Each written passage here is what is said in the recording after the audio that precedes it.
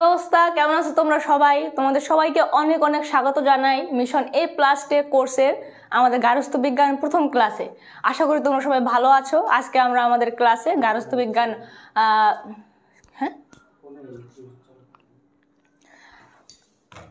তো আজকে আমরা আমাদের প্রথম ক্লাসে গার্হস্থ্য বিজ্ঞান দ্বিতীয় পত্রের প্রথম অধ্যায় নিয়ে আলোচনা করব।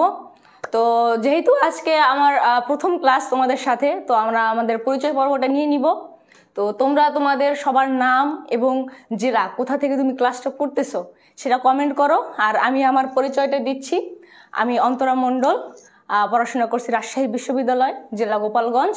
তো মিশন টেস্ট এ প্লাস কোর্সে আমি তোমাদের সাথে আছি গার্হস্থ্য বিজ্ঞান ইনস্ট্রাক্টর হিসেবে।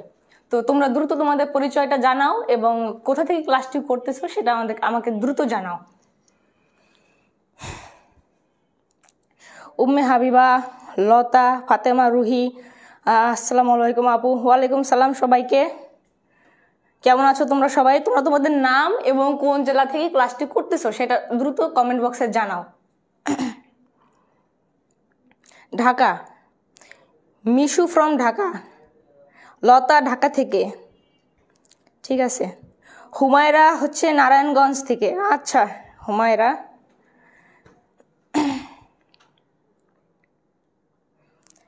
আচ্ছা, সাবিকুন নাহার গোপালগঞ্জ থেকে। গোপালগঞ্জ কোথায়? আমার বাসা গোপালগঞ্জ, মুর্শিদপুর উপজেলায়। তো সাবিকুন নাহারের তোমার কোথায়, উপজেলা কোনটা? জামালপুর থেকে ফাতেমা ইসলাম রুহি।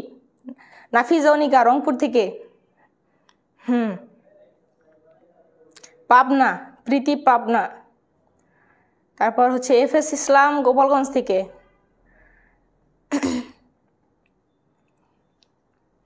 আচ্ছা, তো দেখো আমরা আমাদের ক্লাসটা আজকে শুরু করব। তো আজকে আমরা আলোচনা করব হচ্ছে গার্হস্থ্য বিজ্ঞান দ্বিতীয় পত্রের প্রথম অধ্যায়। এটি হচ্ছে তোমার সহজ কিন্তু খুবই গুরুত্বপূর্ণ অধ্যায়, কারণ এখান থেকে তোমার এমসিকিউ আসবে এবং সিকিউ এর জন্য খুবই গুরুত্বপূর্ণ। তো আজকের ক্লাসটা আমরা খুবই মনোযোগ দিয়ে করব। তো দেখো আমাদের হচ্ছে গার্হস্থ্য বিজ্ঞান দ্বিতীয় পত্র প্রথম অধ্যায়, বাংলাদেশের বর্তমান পরিবার কাঠামো। কি বাংলাদেশের বর্তমান পরিবার কাঠামোটা কিরকম, এটি হচ্ছে আমাদের দ্বিতীয় পত্রের হচ্ছে প্রথম অধ্যায়ের আলোচনার বিষয়। তো আমরা প্রথমে দেখব সমাজ ও পরিবার। সমাজ কি এবং পরিবার কি? সমাজকে আমরা সহজ ভাষায় কি বলতে পারি? যখন কতগুলো মানুষ একত্রিত হয়ে কিছু নির্দিষ্ট উদ্দেশ্য অর্জনের জন্য একত্রিত হয়ে বসবাস করে, তখন তাকে আমরা সমাজ বলি। আর পরিবারটা কি? পরিবার হচ্ছে মা বাবা সন্তান সন্ততি নিয়ে যখন বসবাস করা হবে সেটাই হবে পরিবার। সাধারণ ভাষায় আমরা এটাকেই সমাজ এবং পরিবার হিসেবে জেনে থাকি। এখন আমরা কিছু সংজ্ঞা দেখব যে সমাজটা কি। সমাজ কি? দেখো, সমাজ বলতে এমন একটি জনসমষ্টিকে বোঝায়। কি বোঝায়? সমাজ বলতে এমন একটি জনসমষ্টিকে বোঝাবে, যারা একটি সাধারণ ঐতিহ্য, প্রথা এবং জীবন প্রণালী বা একটি সাধারণ সংস্কৃতির দ্বারা অনুপ্রাণিত হয়ে একই সাথে বসবাস করে, যার ফলে তাদের একই মনোভাব প্রকাশ পায়, তাদেরকে আমরা সমাজ বলবো। অর্থাৎ সমাজ কি বলতে আমরা কি বুঝলাম? যখন একদল জনসমষ্টি একত্রিত হয়ে নির্দিষ্ট কোনো তাদের সাধারণ একটি ঐতিহ্য, প্রথা, জীবন প্রণালী এবং সাধারণ সংস্কৃতি দ্বারা অনুপ্রাণিত হবে এবং কি করবে, একসাথে বসবাস করবে এবং একই মনোভাব প্রকাশ পাবে, তখন আমরা তাকে সমাজ বলবো। এটা হচ্ছে আমাদের সমাজের সংজ্ঞা। তো ক নম্বরের জন্য তোমরা সাধারণভাবে একটা সমাজের সংজ্ঞা মনে রাখবা, ঠিক আছে। দেখো, গ্রিক দার্শনিক এরিস্টটল সমাজ সম্পর্কে একটি গুরুত্বপূর্ণ মন্তব্য করেছেন। কে? গ্রিক দার্শনিক এরিস্টটল। এটি হচ্ছে খুবই গুরুত্বপূর্ণ, তোমার এমসিকিউতে দিবে, সিকিউ এর ক নম্বরেও দিবে যে গ্রিক দার্শনিক এরিস্টটল সমাজ সম্পর্কে কি মন্তব্য করেছেন। কি করেছেন? যে সমাজে বসবাস করে না, যে মানুষ সমাজে বসবাস করে না, সে হয় পশু না হয় দেবতা। কি? সে হয় পশু না হয় দেবতা। অর্থাৎ মানুষ সমাজ ছাড়া বসবাস করতে পারবে না। তো এটা তোমার এমসিকিউতে দিবে যে মানুষ তোমার যে সমাজে বসবাস করে না, সে হয় পশু না হয় দেবতা। এই উক্তিটি কে করেছে? এটা তোমার এমসিকিউতে দিবে। তখন আমরা দিব গ্রিক দার্শনিক এরিস্টটল। আবার তোমার ক নাম্বার, এটা তো এমসিকিউর জন্য, আবার ক নাম্বারের জন্য দিয়ে দিতে পারে যে গ্রিক দার্শনিকের সমাজের প্রতি যে মন্তব্যটা আছে সেটা বলো। তো এক্ষেত্রে এটা খুব গুরুত্বপূর্ণ, তোমরা মুখস্থ করে রাখবে এটা। তারপর দেখো, স্কটল্যান্ডের সমাজবিজ্ঞানী রবার্ট এম ম্যাকাইভার। কে? রবার্ট এম ম্যাকাইভার এবং চার্লস এইচ পেজ। তাদের সোসাইটি গ্রন্থে, কোন গ্রন্থে? সোসাইটি গ্রন্থে কি বলেছে? যে সমাজ হলো আচার ও কার্যপ্রণালী। কি?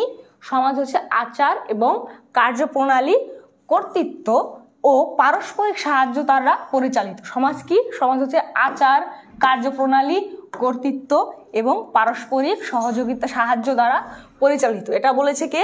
সমাজবিজ্ঞানী ম্যাকাইভার এবং চার্লস এইচ পেজ।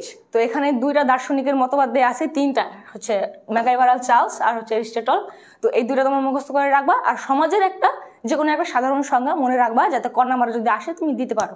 তো এইগুলো আমাদের সমাজ। সমাজ কাকে বলে? দার্শনিকের কয়েকটা মতবাদ। সমাজ ধর্ম সম্পর্কে ধারণা আমাদের ক্লিয়ার। এবার দেখবো পরিবার। পরিবার কি? পরিবার হচ্ছে একটি চিরস্থায়ী সামাজিক সংগঠন। পরিবার কি?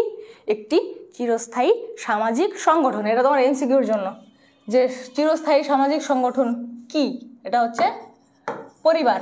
এটা তোমার এমসিকিউর জন্য। দেখো, আমেরিকার বিশিষ্ট সমাজবিজ্ঞানী এম.এফ.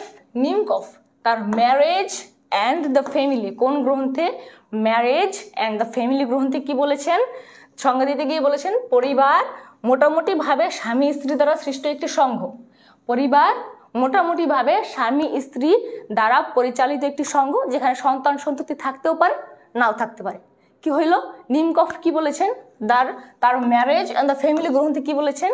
সব পরিবার হচ্ছে স্বামী স্ত্রী দ্বারা পরিচালিত একটি সংঘ, যেখানে সন্তান সন্ততি থাকতেও পারে, নাও থাকতে পারে। আমরা তাকেই পরিবার বলবো। এটা গেল। তারপর দেখো, এটি সমাজের প্রাচীনতম এবং মৌলিক প্রতিষ্ঠান। সমাজের প্রাচীনতম এবং মৌলিক প্রতিষ্ঠান কি? বলো। সমাজের প্রাচীনতম মৌলিক প্রতিষ্ঠান কি? আবার সামাজিক চিরন্তন বিদ্যালয় বলা হয় কাকে? দুইটা কোশ্চেন। প্রাচীনতম ও মৌলিক প্রতিষ্ঠান কি এবং সামাজিক চিরন্তন বিদ্যালয় বলা হয় কাকে? বলো কাকে? পরিবার। দুইটা এমসিকিউ, দুইটা তোমার ক নাম্বারের। পরিবার, দুইটাই পরিবার। প্রাচীনতম ও মৌলিক প্রতিষ্ঠান পরিবার, সামাজিক চিরন্তন বিদ্যালয় বলা হয় পরিবারকে। এই দুটো তোমার এমসিকিউ এবং ক নাম্বারের জন্য গুরুত্বপূর্ণ। এটা তোমরা মনোযোগ দিয়ে এবং গুরুত্বপূর্ণভাবে তোমরা মুখস্থ করে রাখবা। দেখো, তাই মানব সমাজ বিকাশের প্রক্রিয়ায় পরিবারকে বৃহত্তর সমাজের একটি অন্যতম প্রতিষ্ঠান হিসেবে গণ্য করা হয়। অর্থাৎ এটাকে সমাজের কি একটি অন্যতম বৃহত্তম প্রতিষ্ঠান হিসেবে গণ্য করা হয়ে থাকে। দেখো, ম্যাকাইভার এবং পেজ এই যে পরিবার সম্পর্কে যে সংজ্ঞাটি দিয়েছে, এটা তোমরা মনে রাখবা, কারণ এটা তোমার ক নাম্বারের কোশ্চেনে আসবে যে ম্যাকাইভার এবং পেজ পরিবারের কি সংজ্ঞা দিয়েছেন বা পরিবার সম্পর্কে কি মন্তব্য করেছেন। এটা তোমার ক নাম্বারে আসবে। দেখো, সন্তান সন্ততির জন্মদান ও লালন পালনের নিমিত্তে যৌন সম্পর্ক দ্বারা গঠিত ক্ষুদ্র বর্গকে পরিবার বলা হয়। কি বলা হয়? সন্তান সন্ততির জন্মদান ও লালন পালনের নিমিত্তে যৌন সম্পর্ক দ্বারা গঠিত ক্ষুদ্র বর্গকে আমরা পরিবার বলতে পারি। পরিবার হচ্ছে সমাজের তোমার আদিমতম একটি সংগঠন, প্রাচীনতম সংগঠন, বা তুমি একটা চিরস্থায়ী সংগঠন বলতে পারো। পরিবার থেকে সমাজের সৃষ্টি। কি থেকে? পরিবার থেকে একটা সমাজের সৃষ্টি হয়, আবার সমাজ দ্বারা পরিবার প্রভাবিত হয়। এই দুটি কথা মনে রাখবা, যে পরিবার থেকেই তোমার সমাজের সৃষ্টি, আবার সমাজ দ্বারা পরিবার প্রভাবিত হয়। এই দুটো কথা তোমরা মনে রাখবা। তো আমাদের এগুলো হচ্ছে সমাজের সংজ্ঞা এবং পরিবারের সংজ্ঞা। এটা তোমার ক্লিয়ার কিনা বলো? সমাজ এবং পরিবার দুটো জিনিস ক্লিয়ার কিনা? সমাজ কাকে বলে এবং পরিবার কাকে বলে?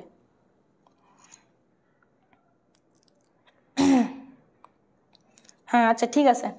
তো আমরা এবার দেখব কি পরিবারের শ্রেণীবিভাগ। পরিবারকে অনেক দিক থেকে অনেকভাবে শ্রেণীবিভাগ করা হয়েছে। দেখো, এখন আমরা দেখব ক্ষমতার মাত্রা অনুযায়ী। কি এগুলো আমাদের খুব ইম্পর্টেন্ট এমসিকিউর জন্য, যে ক্ষমতার মাত্রা অনুযায়ী পরিবার কত প্রকার? বলো।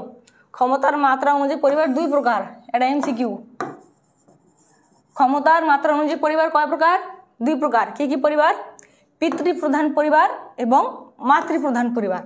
পিতৃপ্রধান পরিবার কাকে বলে?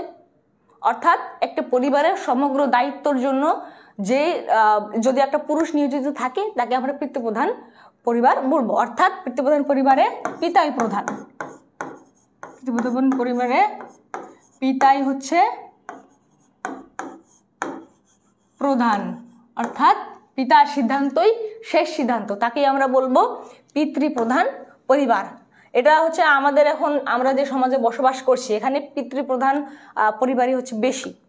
তারপর আছে আমাদের মাতৃপ্রধান পরিবার। মাতৃপ্রধান পরিবার কি? মাতাই প্রধান। মাতৃপ্রধান হচ্ছে মাতাই হচ্ছে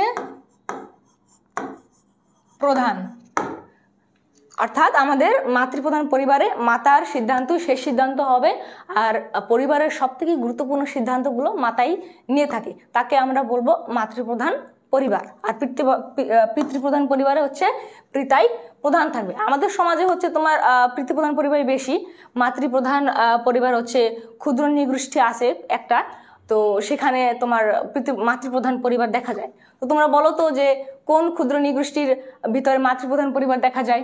বলো তো, কে কে বলতে পারো? এটা তো আমরা আগেও অনেক আমাদের যখন স্কুলে ছিলাম তখন আমরা পড়েছি যে কোন ক্ষুদ্র নৃগোষ্ঠীর ভিতরে আমরা মাতৃপ্রধান পরিবার দেখতে পাই। বলো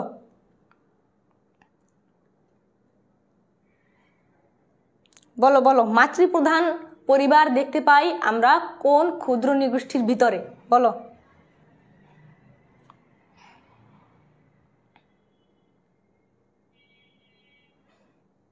গারো, চাকমানা।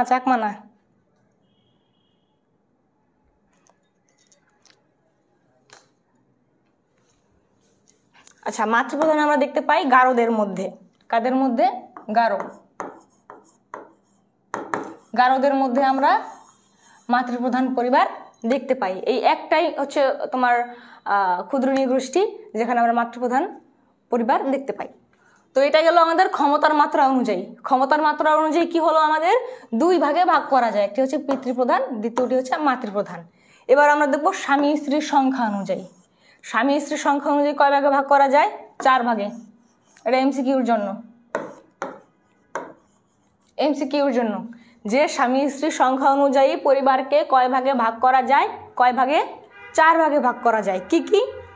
এক পতি পত্নীক পরিবার, এক পতি পত্নীক পরিবার এবং বহুপতি পত্নীক পরিবার এবং বহুপতি পরিবার। আর লাস্টেরটা হচ্ছে আমাদের গোষ্ঠী পরিবার। এখন এক পতি পত্নীক পরিবার কাকে বলে? এক পতি পত্নীক পরিবার কাকে বলে বলো? এটা হচ্ছে একটা পরিবারে একজন স্বামী থাকবে আর একজন স্ত্রী থাকবে। একজন একজন স্বামী থাকবে এবং একজন স্ত্রী থাকবে, তাকে আমরা কি বলবো? এক পতি পত্নী পরিবার। এক স্বামী যদি 2 স্ত্রী হয় তাহলে আমাদের বহুপত্নীক পরিবার। এক স্বামীর যদি সেটা তো বড় গিয়া। আচ্ছা, তাহলে বহুপত্নীক পরিবার আমরা কাকে বলবো? বহুপত্নীক পরিবার হচ্ছে একজন স্বামীর যদি একাধিক স্ত্রী থাকে তখন আমরা বলবো তাকে বহুপত্নীক পরিবার, অর্থাৎ একজন, এটা হচ্ছে একজন স্বামী এবং তার বহু স্ত্রী প্লাস বহু স্ত্রী, একজন স্বামী বহু স্ত্রী, তাকে আমরা বলবো বহুপত্নীক পরিবার। তারপরে বহুপতি পরিবার। বহুপতি পরিবার তো এখন বলতে দেখাই যায় না। বহুপতি পরিবার কি?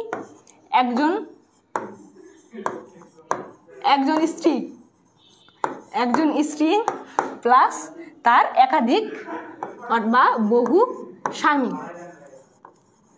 স্বামী, এটা হচ্ছে তোমার বহুপতি পরিবার, অর্থাৎ একজন স্ত্রী থাকবে এবং তার একাধিক স্বামী থাকবে, এটা হচ্ছে বহুপতি পরিবার। এখন আছে গোষ্ঠী পরিবার। গোষ্ঠী পরিবার কি? অর্থাৎ যেখানে একাধিক তোমার স্বামী থাকবে, স্ত্রী থাকবে, এটা হচ্ছে তোমার গোষ্ঠী পরিবার। এটা হচ্ছে এখন আমাদের এখানে দেখাই যায় না, বাট আদিম যুগে এটা আমরা দেখতাম যে তাদের কোনো যে সামাজিক বিবাহ বন্ধনে আবদ্ধ হয়ে যে বসবাস করছে এটা তাদের ভিতরে ছিল না, ঠিক আছে? তখন এই গোষ্ঠী পরিবারগুলো দেখা যেত। তো এটা হচ্ছে তোমার আমাদের স্বামী সংখ্যা অনুযায়ী গেল কয় ভাগে? 4 ভাগ। সংখ্যা অনুযায়ী 4 ভাগে গেল একপতি, বহুপতিক এবং গোষ্ঠী পরিবার। তো এই দুইটা তোমরা ক্লিয়ার কিনা বলো, যে ক্ষমতার মাত্রা অনুযায়ী এবং স্বামী স্ত্রীর সংখ্যা অনুযায়ী পরিবারকে যে এই 2টা এবং 4টা ভাগে ভাগ করা হয়েছে এটা তোমরা ক্লিয়ার কিনা আমাকে বলো। যদি তোমরা বুঝে থাকো তাহলে কমেন্ট করো clear.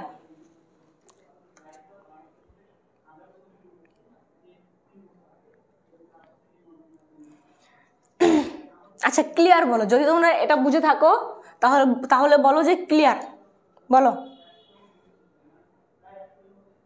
Clear. Lamia Hossain clear, Tasmia Faria clear, Mahajabin Rafa clear, okay clear clear, ঠিক আছে গুড। ইরিন জাহান ফায়াজ, এটা আকাশ জুড়ে মেঘ ক্লিয়ার, ওকে। তাহলে আমরা আমাদের পরের স্লাইডে যাব। তো এটা গেলো আমাদের শ্রেণী বিভাগ। তারপর চলে আসলো আমাদের FRB 4.0 কোর্স। এটা হচ্ছে আমরা তোমাদের এইচএসসিতে A+ নিশ্চিতের জন্য এই কোর্সটা আনতে যাচ্ছি, যে আমাদের FRB 4.0 কোর্স। এখানে কি থাকবে বলো? এখানে তোমাদের ফুল সিলেবাস কভার করে দেওয়া হবে এবং তোমাদের A+ নিশ্চিত করার জন্য যা যা করা প্রয়োজন হবে সব কিছু আমরা এই কোর্সে করব। তো এটি হচ্ছে খুবই গুরুত্বপূর্ণ একটি কোর্স, তোমরা এনরোল করতে পারো। দেখো এই ব্যাচের ভর্তি শুরু হবে তোমার 24 তারিখে, 24/11/25, 24 নভেম্বর, এবং ওরিয়েন্টেশন হবে হচ্ছে 12 ডিসেম্বর, এবং আমাদের ব্যাচের ক্লাস শুরু হবে 20 ডিসেম্বর থেকে। ক্লাসে আমাদের হচ্ছে FRB 4.0 ক্লাস শুরু হবে কবে? 20 ডিসেম্বর থেকে। তো দেখো আমরা এই কোর্সে কি কি পাবো? এই কোর্সে আমরা আমাদের কি কি পাবো দেখো, ফুল সিলেবাসের লাইভ ক্লাস। আমরা যে ফার্স্ট পেপার, আমরা তো হচ্ছে তোমার মিশন টেস্ট প্লাসে শুধু টেস্টের জন্য আমরা সেকেন্ড পেপার 60% এখানে কভার করব, কিন্তু এই FRB 4.0 আমরা ফার্স্ট পেপার সেকেন্ড পেপার একদম ফুল সিলেবাস কভার করব, ফুল সিলেবাস কমপ্লিট করব। তারপর FRB 3.0 কোর্সের ক্লাস রেকর্ডেড করতে পারবো, অর্থাৎ আগে এই যে FRB 3.0 কোর্সটা ছিল সব ক্লাসগুলো তোমরা রেকর্ডেড করতে পারবে। তারপরে কি দেখবা, প্রতিটা সাবজেক্টের প্রতি অধ্যায়ের আনলিমিটেড এক্সাম থাকবে। তুমি প্রতিটা সাবজেক্টের প্রতিটা অধ্যায়ের উপর আনলিমিটেড এক্সাম দিতে পারবা। তোমার রিটেন এক্সাম থাকবে, তারপরে কি থাকবে, সিকিউ থাকবে, MCQ থাকবে, তারপরে প্রতিটা ক্লাসে স্লাইডও দিয়ে দেওয়া হবে, রিটেন এক্সাম থাকবে। তারপর আরও কি কি থাকবে দেখো, 2016 থেকে 25 পর্যন্ত যত পরীক্ষা হয়েছে তোমার বোর্ড এক্সাম, সব পরীক্ষার সিকিউ MCQ বিশেষ করে তোমাদের সলভ করে দেওয়া হবে সব প্রশ্ন। তারপর দেখো 27 বছর ফাইনাল পর্যন্ত রেকর্ডেড ক্লাস করতে পারবা। তারপর শেষ 1 মাস রিভিশন ক্লাস থাকবে, অর্থাৎ তোমাদের যে শেষ 1 মাস থাকবে এক্সামে তোমরা তোমাদের রেকর্ডেড ক্লাস করতে পারবো, রিভিশন ক্লাস করতে পারবা। কম্বো অথবা বান্ডেল কোর্সে ভর্তি হলে আকর্ষণীয় গিফট, তারপরে ফাইনাল মডেল টেস্ট, সার্বক্ষণিক মেন্টরশিপ, এর problem solve group, special guideline session, তারপরে পরীক্ষার আগে মেগা সিকিউ সলভ, কি কি থাকবে না সব থাকছে তোমার FRB 4.0 কোর্সে। তো দেখো তারপর এখানে দেখো বাংলা ইংলিশ ICT এখানে কোর্সের দেওয়া আছে। বাংলা ইংলিশ ICT হচ্ছে কম্বো কোর্স। এটা হচ্ছে প্রথম 1000 জন যারা করবে তারা 2250 টাকা দিয়ে 50% ডিসকাউন্টে ভর্তি হতে পারবে, এবং বাকিরা 2700 টাকায় 40% ডিসকাউন্টে করতে পারবে। তারপর হচ্ছে কম্পালসারি ইন্ডিভিজুয়াল কোর্স, যদি করো তুমি যে ইন্ডিভিজুয়াল কোনো কোর্সে ভর্তি হতে চাও কোনো সাবজেক্টে, তখন প্রথম 1000 জন পাবে হচ্ছে 1250। প্রথম 1000 জন 1250, অর্থাৎ 50% ডিসকাউন্টে ভর্তি হতে পারবে, এবং পরবর্তী সবার জন্য থাকবে 1500, অর্থাৎ তারা পরবর্তী যারা ভর্তি হবে তারা 40% ডিসকাউন্টে ভর্তি হতে পারবে। তারপর আছে গ্রুপ সাবজেক্ট কোর্স। শুধু গ্রুপ সাবজেক্ট কোর্স মানে শুধু যে তোমাদের গ্রুপ সাবজেক্টগুলো আছে এইগুলো যদি তোমরা ভর্তি হও তাহলে প্রথমে 1000 জন পাবে হচ্ছে তোমার 2500 টাকা, অর্থাৎ 50% ডিসকাউন্টে, এবং পরবর্তী যারা থাকবে তারা 40% ডিসকাউন্টে থাকবে। তারপরে আছে ইন্ডিভিজুয়াল গ্রুপ সাবজেক্ট, অর্থাৎ ইন্ডিভিজুয়াল গ্রুপ সাবজেক্ট যদি তোমার স্পেশাল কোনো সাবজেক্টের উপর কোনো সমস্যা থাকে, তুমি যদি সেটার কোর্স কিনতে চাও সেটাও হবে। এক্ষেত্রে তোমার 1000 জন, প্রথম 1000 জনে যে 1000 টাকা করে পাবে 50% ডিসকাউন্ট, এবং বাকিরা 1500 টাকা, অর্থাৎ 40% ডিসকাউন্ট।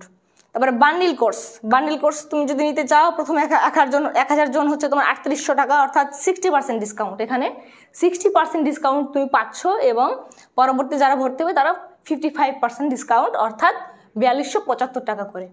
তো এটা হচ্ছে আমাদের গেল FRB 4.0 কোর্স। তো তোমরা দেখতে পারো আমরা তো এটা শুধু তোমাদের টেস্ট A+ নিশ্চিত করব, কিন্তু FRB 4.0 কোর্সে আমরা তোমাদের বোর্ড এক্সাম A+ নিশ্চিত করার চেষ্টা করব, এবং তোমাদের A+ পাওয়ার জন্য যতটুকু তোমাদের পরিশ্রম করা লাগে আমরা করতে রাজি আছি এই কোর্সে। তো তোমরা যারা ভর্তি হবে দ্রুত ভর্তি হয়ে যেও। তোমার ডেট তো দেয়াই আছে এখানে, ওরিয়েন্টেশন ক্লাস কবে, তারপর হচ্ছে তোমার ভর্তির ডেট শুরু কবে এবং ক্লাস শুরু কবে, তো তোমরা দ্রুত ভর্তি হয়ে যেও। দেখো পরবর্তীতে আছে আমাদের বাসস্থান।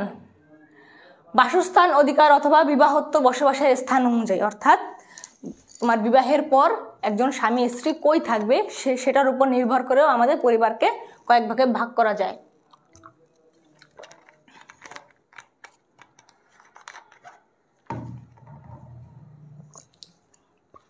দেখো, বাসস্থানের অধিকার অথবা বিবাহোত্তর বসবাসের স্থান অনুযায়ী পরিবারকে 4 ভাগে ভাগ করা যায়। কয় ভাগে? 4 ভাগে ভাগ করা যায়। এটা এমসিকিউর জন্য। পিতৃবাসস্থান পরিবার, পিতৃবাসস্থান পরিবার, মাতৃবাসস্থান পরিবার, নয়াবাস পরিবার, দ্বৈতবাস পরিবার। কি? পিতৃ, মাতৃ, নয়াবাস এবং দ্বৈতবাস পরিবার। এখন পিতৃবাসস্থান পরিবার কি? যখন স্বামী স্ত্রী বিবাহের পর স্বামীর পিতৃগৃহে প্রবেশ করবে তখন তাকে আমরা বলবো পিতৃবাসস্থান পরিবার। অর্থাৎ বিবাহের পর স্ত্রী স্বামীর পিতৃগৃহে যাবে তখন এটাকে আমরা বলবো পিতৃবাসস্থান পরিবার। এখানে আমি লিখে দিচ্ছি।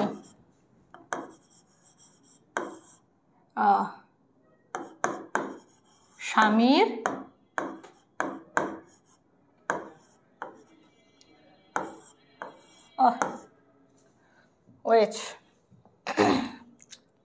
এটা আমার যাবে স্বামীর পিতৃগৃহে, স্বামীর পিতৃগৃহে, স্বামীর পিতৃগৃহে।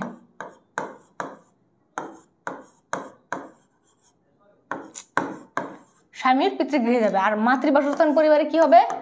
হচ্ছে তোমার স্ত্রীর মাতৃগৃহে যাবে।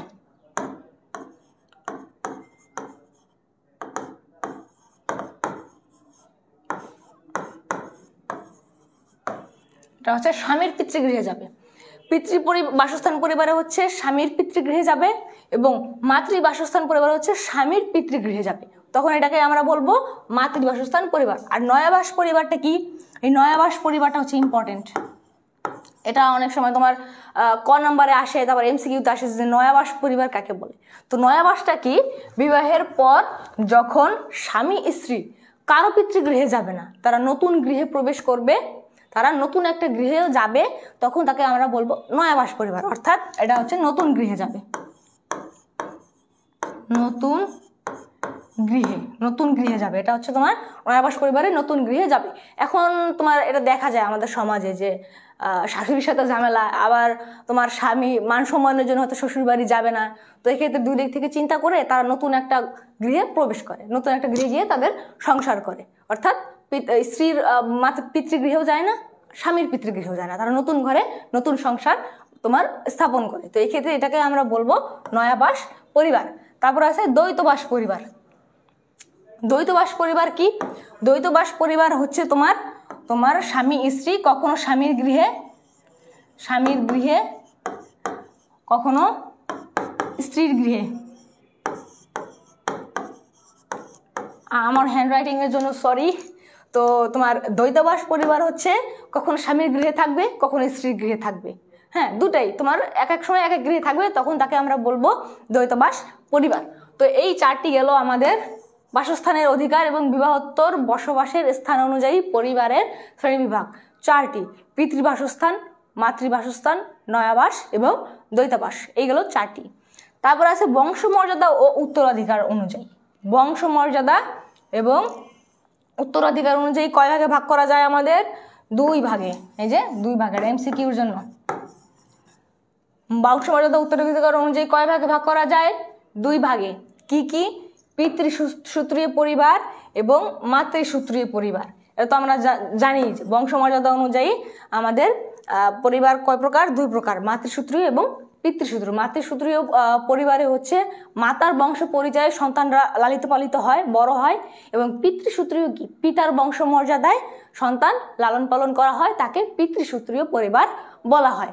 তো এইগুলো আমাদের বংশমর্যাদা এবং বাসস্থানের অধিকার নিয়ে। তো এটা তোমার ক্লিয়ার কিনা বলো? বুঝতে পারছো কিনা? এখানে না বোঝার মতো কিছু আছে কিনা এই স্লাইডে?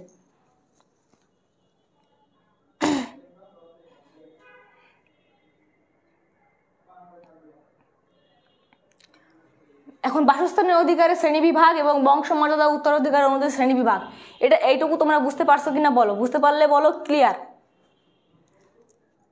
ইরিন জাহান ক্লিয়ার? ঠিক আছে। নাফিজা অনিকা ক্লিয়ার, রাবেয়া কাজী ক্লিয়ার, আচ্ছা শাহ আলম হাসান ক্লিয়ার, আরাফ, আয়মান আলম, সুমাইয়া আফরিন, আচ্ছা ঠিক আছে ক্লিয়ার। এবার যাবো আমরা নেক্সট স্লাইডে। দেখো পরিবারের আকার অনুযায়ী এখন আমরা দেখব পরিবারের আকার অনুযায়ী পরিবারের শ্রেণী বিভাগ কয় ভাগে ভাগ করা যায়? 3 ভাগে। এটা এমসিকিউর জন্য এটা একটু বেশি আসে যে পরিবারের আকার অনুযায়ী পরিবারকে কয় ভাগে ভাগ করা যায়। কয় ভাগে? 3 ভাগে ভাগ করা যায়। একক পরিবার, যৌথ পরিবার, বর্ধিত পরিবার। একক পরিবার কি? স্বামী স্ত্রী থাকবে এবং তাদের সন্তানরা থাকবে, এটা হচ্ছে তোমার একক পরিবার। স্বামী স্ত্রী এবং তার সন্তান সন্ততি থাকবে। আর দ্বিতীয় আছে কি? যৌথ পরিবার। যৌথ পরিবার কি কি? যৌথ পরিবারের স্বামী স্ত্রী থাকবে, তাদের সন্তান থাকবে, ভাই বোন থাকবে, বাবা মা থাকবে, বা আরও অনেকেই থাকতে পারে। তো এটা হচ্ছে তোমার যৌথ পরিবার। তারপরে আছে বর্ধিত পরিবার। বর্ধিত পরিবারটা কি? বর্ধিত পরিবার মনে করো স্বামী স্ত্রী, তার সন্তান সন্ততি, তার সন্তান সন্ততি হয়েছে তারা, তাদের বিয়ে হয়েছে, তারা নাতি নাতনি, তাদের ছেলে মেয়ে, এরকম যখন পরিবারটা এগিয়ে যায় অনেক, তখন তাকে আমরা বলবো বর্ধিত পরিবার। তো আমরা বর্ধিত পরিবার বুঝতে পারছি যে বর্ধিত পরিবার কাকে বলে। তো আমাদের গেল 4টি, তিনটি একক পরিবার, যৌথ পরিবার এবং বর্ধিত পরিবার। তারপরে গেল পাত্র পাত্রী নির্বাচনের ভিত্তিতে। পাত্র পাত্রী নির্বাচনের ভিত্তিতে পরিবার কয় প্রকার? 2 ভাগে ভাগ করা যায়। পাত্র পাত্রী নির্বাচনের ভিত্তিতে পরিবারকে 2 ভাগে ভাগ করা যায়। কি কি? বহির্গোত্র বিবাহ ভিত্তিক পরিবার, আন্তঃগোত্র বিবাহ ভিত্তিক পরিবার। এখন বহির্গোত্র বিবাহ ভিত্তিক পরিবারটা কি?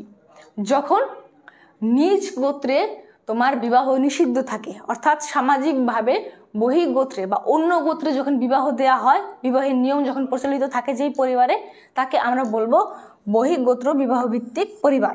অর্থাৎ এই পরিবারের তোমার সামাজিকভাবে অন্য গোত্রে বিয়ে দেয়া হবে, এটা হচ্ছে বহির্গোত্র। আর অন্তঃগোত্র বিবাহ ভিত্তিক পরিবারটা কি?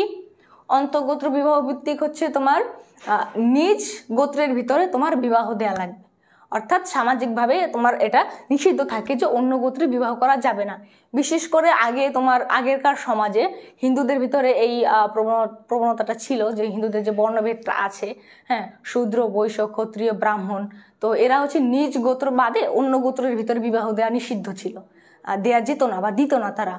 তো এক্ষেত্রে এটাকে আমরা কি বলবো? নিজ গোত্র বিবাহ ভিত্তিক পরিবার ছিল তখন। এখন হচ্ছে এগুলো দেখা যায় না বেশি, বাট আগে খুবই এটা প্রচলিত ছিল। তো এটাকে আমরা বলবো অন্তঃগোত্র বিবাহ ভিত্তিক পরিবার। তো আমরা আরো 2টা পেয়ে গেলাম এখানে, যে পরিবারের আকার অনুযায়ী এবং পাত্রপাত্রীর নির্বাচন অনুযায়ী পরিবারের শ্রেণী বিভাগ। তারপরে দেখো এবার আমরা শিশুর সুষ্ঠু বিকাশে একক ও যৌথ পরিবারের সুবিধা ও অসুবিধা।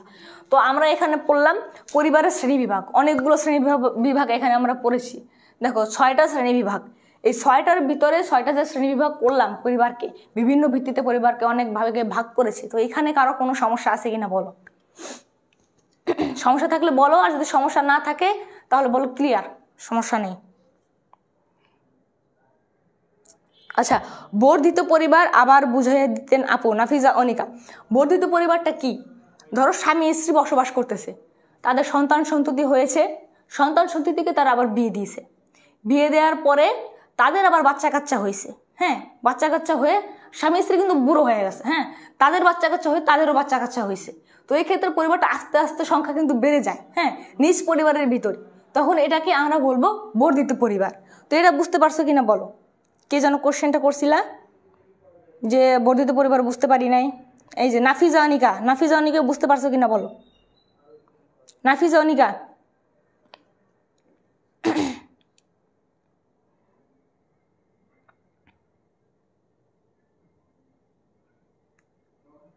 আচ্ছা ঠিক আছে। এবার দেখো এখন এগুলো থেকে কোশ্চেন আসবে কিভাবে। তোমাদের একটা সবারই একটা মনের ভিতরে কিউরিওসিটি থাকে যে পড়তেছি এটা থেকে কোশ্চেন কিভাবে আসবে। তো তোমরা হচ্ছে তোমাদের প্রথমে তোমার যখন সিকিউ কোশ্চেন করবে, উদ্দীপকে দিয়ে দিবে যে একটা পরিবারের বর্ণনা দিয়ে দিবে, একক পরিবার, যৌথ পরিবার বর্ধিত পরিবার, যে রিয়ার পরিবারে তার মা বাবা সহ 5টা ভাই বোন, তার খালা খালু আছে, হ্যাঁ, তারপরে তাদের সন্তান সন্ততি আছে। তো এভাবে তোমার একটা বর্ণনা দিয়ে দিবে। গ নাম্বারে বলবে উদ্দীপকে কোন পরিবারের কথার উপর নির্দেশ দেওয়া হয়েছে। তো এটা দেখে তোমার বুঝতে হবে যে এটা একক পরিবার না যৌথ পরিবার, এভাবে কোশ্চেনটা করবে। তো এক্ষেত্রে তোমাকে নির্ণয় করতে হবে যে একক পরিবার যৌথ পরিবার, তখন তোমরা বর্ণনা করবা। তারপরে দেখো শিশুর সুষ্ঠু বিকাশ এবং বিকাশে একক ও যৌথ পরিবারের যে সুবিধা অসুবিধাগুলো এটা নিয়ে আলোচনা করব। তো আমরা তো বললামই যে উদ্দীপকে তোমাকে একটা উদ্দীপক দিয়ে দিবে। গ নাম্বারে বলবে উদ্দীপকে কোন পরিবারকে নির্দেশ দেওয়া হয়েছে, হ্যাঁ, একক পরিবার না যৌথ পরিবার। বিশেষ করে একক পরিবার এবং যৌথ পরিবারই বেশি দেয় উদ্দীপকে। তো দিবে গ নাম্বারে নির্ণয় করতে বলবে। নির্ণয় করার পর ঘ নাম্বারে তোমার কি বলবে যে একক পরিবারের সুবিধা অসুবিধাগুলো আলোচনা করো। যদি যৌথ পরিবার নির্দেশ করে তখন বলবে যৌথ পরিবারের সুবিধা অসুবিধাগুলো বর্ণনা করো। তখন আমরা কি করব, এগুলো দিয়ে দিব যে একটি শিশুর সুষ্ঠু বিকাশের জন্য একক পরিবারের যে সুবিধাসমূহ। এই যে আমি যে পয়েন্টগুলো দিয়েছি তুমি শুধু এইগুলো সেম যদি দিয়ে দাও, তোমাকে 3 মার্কসকে 3-এ 3 অথবা যদি ঘয়ে আসে 4-এ 4 দিতে বাধ্য। ঠিক আছে, তুমি শুধু এইগুলো দিয়ে দিবা যে একক পরিবারের সুবিধা, নিচে আছে অসুবিধা, আবার যৌথ পরিবারের সুবিধা, যৌথ পরিবারের অসুবিধা, এগুলো আমরা দিয়ে দিব। এটা হচ্ছে আমাদের কোশ্চেনের প্যাটার্ন বললাম আমি। তো এগুলো হচ্ছে আমাদের কোশ্চেনের প্যাটার্ন, এভাবে দিবে। তুমি যে একক পরিবারের সুবিধাটা এই পয়েন্ট অনুযায়ী দিয়ে দিবে একদম। তারপরে হচ্ছে তোমার এই যে যৌথ পরিবারের সুবিধাসমূহ, প্রথমে একক পরিবারের সুবিধা, এখন হচ্ছে যৌথ পরিবারের সুবিধা। তারপরে আছে তোমার একক পরিবারের অসুবিধাগুলো, তারপরে আমাদের যৌথ পরিবারের অসুবিধাগুলো, এগুলোর অসুবিধাও আছে। তোমাকে ঘ নাম্বারে সুবিধাও চাইতে পারে, অসুবিধাও চাইতে পারে, আবার দুটোই চাইতে পারে। তো এগুলো তোমরা ভালোভাবে মুখস্থ করে রাখবা যে একক এবং যৌথ পরিবারের সুবিধা অসুবিধাগুলো। তো এটা তোমরা দেখে নিবে এবং মুখস্থ করে নিবা। তারপরে আছে পরিবারের বৈশিষ্ট্য। পরিবার অবশ্যই পরিবারের কিছু বৈশিষ্ট্য থাকা দরকার। তো এই বৈশিষ্ট্যগুলো কি কি আমরা দেখবো, তার আগে বলে নিই যে তোমাকে যে বললাম যে উদ্দীপকে দিয়ে দিবে, হ্যাঁ। তো তখন আবার বলতে পারে উদ্দীপকে কোন পরিবারের উপর নির্দেশ দেওয়া হয়েছে, একক পরিবার না যৌথ পরিবার। আবার বলতে পারে যে পরিবারের বৈশিষ্ট্যগুলো বর্ণনা করো, বা পরিবারের বৈশিষ্ট্যগুলো কি কি। তো এই ক্ষেত্রে তোমরা এই বৈশিষ্ট্যগুলো দিয়ে এক লাইন করে তোমরা বিস্তারিত দিয়ে দিবা বা একটু এক্সপ্লেইন করে দিবা, তাহলেই হবে। তো দেখো একবার বৈশিষ্ট্যগুলো কি কি। বৈশিষ্ট্যগুলো হচ্ছে পরিবারে একটি ক্ষুদ্র বর্গ হবে, অর্থাৎ বিশাল একটা জনসমষ্টি নিয়ে গঠিত হবে না। এটা হচ্ছে একটা ক্ষুদ্র বর্গ হবে যেখানে পরিবারের সদস্যরা থাকবে। তো এটা হচ্ছে একটি ক্ষুদ্র বর্গ হবে। সদস্য সংখ্যা, অর্থাৎ সদস্য সংখ্যা সীমিত হবে। তারপরে কি হবে, বৈবাহিক সম্পর্ক থাকবে, অর্থাৎ স্বামী স্ত্রীর সাথে যদি বৈবাহিক সম্পর্কই না থাকে তাহলে তো তাকে আমরা পরিবার বলতে পারবো না। অবশ্যই তাদের বিবাহ বন্ধনে আবদ্ধ হতে হবে। তারপর কি হবে দেখো, সামাজিক একক থাকতে হবে। পরিবার একটি সামাজিক সংগঠন। পরিবার কি একটি সামাজিক সংগঠন, পরিবার থেকেই সমাজের উৎপত্তি। অবশ্যই আমাদের এখানে সামাজিক একটা একক থাকতে হবে পরিবারের মধ্যে। তারপর কি নৈতিক মূল্যবোধ থাকে। প্রত্যেকটি পরিবারের আলাদা আলাদা নৈতিক মূল্যবোধ থাকে, এই প্রতিটি পরিবারের এই মূল্যবোধ থাকতে হবে, এছাড়া একে আমরা পরিবার বলতে পারবো না। তারপরে আছে সার্বজনীনতা কি, যে একটি পরিবারের কয়েকজন সদস্য থাকছে তাদের নিজস্ব একটা নিজস্ব তাদের আইডিয়া প্রকাশের স্বাধীনতা থাকতে হবে, হ্যাঁ। তারা নিজের মতো করে একটা পরিবারে বাঁচবে বা তাদের জীবন নির্বাহ করবে, এটাই সার্বজনীনতা। দেখো এবার বংশ সংরক্ষণ কি, অবশ্যই স্বামী স্ত্রী বিবাহের পর সন্তান জন্মদান যেটা, এটাকে আমরা বংশ সংরক্ষণ বলতে পারি। যে সন্তান জন্মদান দিচ্ছে এটাকে আমরা সংরক্ষণ বলবো। তারপর আছে গঠনমূলক প্রভাব থাকবে, আবেগীয় ভিত্তি থাকবে, পারিবারিক বিশ্বাস এবং একে অপরের প্রতি যে পারিবারিক বিশ্বাস এবং নির্ভরশীলতা এটা থাকতে হবে। তারপরে আমাদের পরিবারের স্থায়িত্ব হতে হবে। তারপরে কার্যবন্টন থাকতে হবে। কার্যবন্টন কি, একে অপরের সাথে আমাদের কাজ ভাগ করে নিতে হবে। পরিবার তো অনেক ধরনের কাজ থাকে, অর্থাৎ যে কাজের জন্য পারফেক্ট তাকে সেটা করতে হবে। তারপরে অর্থনৈতিক একক থাকতে হবে। অর্থনৈতিক একক, একটি পরিবারের বিভিন্ন ব্যয়ের খাত থাকে, তো এই ক্ষেত্রে আমাদের অর্থনৈতিক একক খুবই গুরুত্বপূর্ণ। অর্থনৈতিক একক থাকতেই হবে, এছাড়া আমরা ব্যয় নির্বাহ করতে পারবো না। ধর্মীয় বিশ্বাস থাকতে হবে। ধর্মীয় বিশ্বাস কি, প্রতিটি মানুষেরই একটি ধর্মীয় বিশ্বাস থাকে, তো পরিবারেরও একটি ধর্মীয় বিশ্বাস থাকতে হবে এবং নির্দিষ্ট বাসস্থান, যেটা সব থেকে গুরুত্বপূর্ণ। একটি পরিবারের জন্য একটি নির্দিষ্ট বাসস্থান থাকতেই হবে। তো এইগুলো আমাদের পরিবারের বৈশিষ্ট্যগুলো, এগুলো তোমরা দেখে রাখবা এবং এগুলো তো তোমরা এক এক লাইন করে বিস্তারিত দিতেই পারবা। আর না দিলেও সমস্যা নেই, পরিবারের বৈশিষ্ট্যগুলো দিয়ে এগুলো দিয়ে দিলেই হবে, যথেষ্ট। দেখো পরিবারের কার্যাবলী, পরিবারের আবার কিছু কার্যাবলী আছে, হ্যাঁ, এগুলো তোমার গঘের জন্য ইম্পর্টেন্ট যে দিতে পারে যে পরিবারের কার্যাবলীগুলো তুমি বর্ণনা করো। বা ঘতে এমন তোমার উদ্দীপক এমন একটা দিল যে উদ্দীপক সমাজকে নির্দেশ করবে, না হয় পরিবারকে নির্দেশ করবে। যদি পরিবারকে নির্দেশ করে তাহলে বলবে যে পরিবারের কার্যাবলীগুলো তুমি বর্ণনা করো বা কার্যাবলীগুলো কি কি সেটা তুমি ব্যাখ্যা করো। তো এক্ষেত্রে তুমি পরিবারের কার্যাবলীগুলো গ নাম্বারে দিয়ে দিলে বা গ নাম্বারে যদি আসে গ নাম্বারে দিয়ে দিলে ফুল মার্কস পাবে। দেখো কার্যাবলীর মধ্যে প্রথম কি, পরিবারের কার্যাবলীর মধ্যে প্রথম কি আছে? জৈবিক কাজ। জৈবিক কাজটা কি? স্বামী স্ত্রীর জৈবিক সম্পর্ক বজায় রাখা এবং সন্তান জন্মদান জৈবিক কাজের মধ্যে পড়ে। কি? সন্তান জন্মদান হচ্ছে তোমার জৈবিক কাজের মধ্যে পড়ে। এই জৈবিক কাজকে মৌলিক কাজ হিসেবেও গণনা করা হয়। অর্থাৎ একটি পরিবারে স্বামী স্ত্রী বিবাহ বন্ধনে আবদ্ধ হওয়ার পর জৈবিক কাজ আমরা কি বলবো? সন্তান জন্মদানকে বলে থাকবো। এটা তোমার এমসিকিউতে আসে। এমসিকিউতে কি আসে? যে সন্তান জন্মদান পরিবারের কোন ধরনের কার্যাবলীর মধ্যে পড়ে? সন্তান জন্মদান পরিবারের কোন ধরনের কার্যাবলীর মধ্যে পড়ে? তখন আমরা দিব কি? জৈবিক কাজের মধ্যে পড়ে, জৈবিক কাজের মধ্যে। তারপরে আছে নেক্সট আছে আমাদের মনস্তাত্ত্বিক কাজ। মনস্তাত্ত্বিক কাজ কি?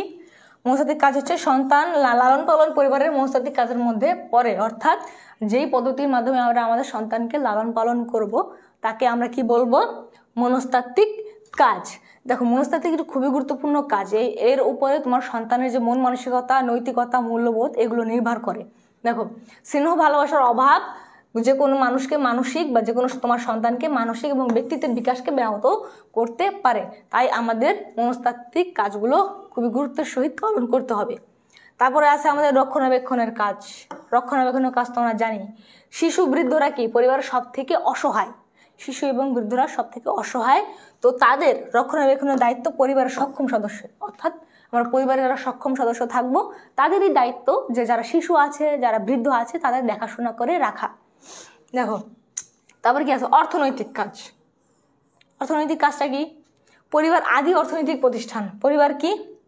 আদি অর্থনৈতিক প্রতিষ্ঠান। এটা তোমার এমসিকিউতে দিয়ে দিতে পারে যে আদি অর্থনৈতিক প্রতিষ্ঠান কোনটি, তখন বলবা কি? পরিবার। অতীতের মতো না হলেও বর্তমানকালে উৎপাদন ও বন্টন ব্যবস্থা অনেকাংশে পরিবারের মধ্যে হয়ে থাকে। উৎপাদন ও বন্টন ব্যবস্থা পরিবারের মধ্যে হয়ে থাকে। বর্তমানকালে কুটির শিল্প, মৃৎশিল্প, পশুপালন, মৎস্য চাষ, কৃষিকাজ ইত্যাদি বহুলাংশে পরিবার দিয়ে পরিচালিত হয়। অর্থাৎ অর্থনৈতিক কাজ হচ্ছে অর্থ উপার্জনের জন্য, অর্থাৎ অর্থ উপার্জনের জন্য এবং পরিবারের ব্যয় নির্বাহের জন্য পরিবার যেসব কার্যাবলীতে নিযুক্ত থাকে তাকে আমরা অর্থনৈতিক কাজ বলতে পারি। অর্থনৈতিক কাজ কি? পরিবারের ব্যয় নির্বাহের জন্য এবং অর্থ উপার্জনের জন্য পরিবার যেসব কাজে নিযুক্ত থাকে তাকে আমরা অর্থনৈতিক কাজ বলবো। দেখো এই গেল আমাদের 4 নাম্বার। তারপরে দেখবো হচ্ছে সাংস্কৃতিক কাজ। সাংস্কৃতিক কাজটা কি? সাংস্কৃতিক কাজটা হচ্ছে প্রতিটি পরিবার নিজস্ব সাংস্কৃতিক ধারা বহন করে। অর্থাৎ প্রতিটি পরিবারের নিজস্ব একটি সাংস্কৃতিক ধারা থাকে। পরিবারের মাধ্যমে শিশুরা প্রাথমিকভাবে নিজস্ব সংস্কৃতির ধারণার সাথে পরিচিত হয়। অর্থাৎ পরিবারে যে সংস্কৃতি থাকে তাদের পরিবারের শিশুরাও সেই সংস্কৃতি থেকে তাদের ধারণা নিয়ে থাকে। তাদের সাংস্কৃতিক যে ধারণা সেটা তার পরিবারের উপরই নির্ভর করে। দেখো তারপর হচ্ছে শিক্ষাদান কাজ। শিক্ষাদান খুবই একটি গুরুত্বপূর্ণ কাজ। এটা হচ্ছে তোমার শিশুর প্রাথমিক শিক্ষাগুরু বলা হয় পরিবারকে। প্রাথমিক শিক্ষাগুরু হয় পরিবারে। দেখো পরিবারের মাধ্যমে তারা যে শিক্ষা লাভ করে ভবিষ্যতে তাদের আচার আচরণে তার প্রতিফলন ঘটে। অর্থাৎ একটা শিশুর আচার আচরণ কীরকম হবে, তাদের ব্যক্তিত্ব কীরকম হবে, মূল্যবোধ কীরকম হবে, নৈতিকতা কীরকম হবে তা তার পরিবারের উপর নির্ভর করে এবং পরিবার থেকে কী শিক্ষা দিচ্ছে সেটির উপর সবসময় নির্ভর করে। তারপরে ধর্মীয় শিক্ষাদান কাজ।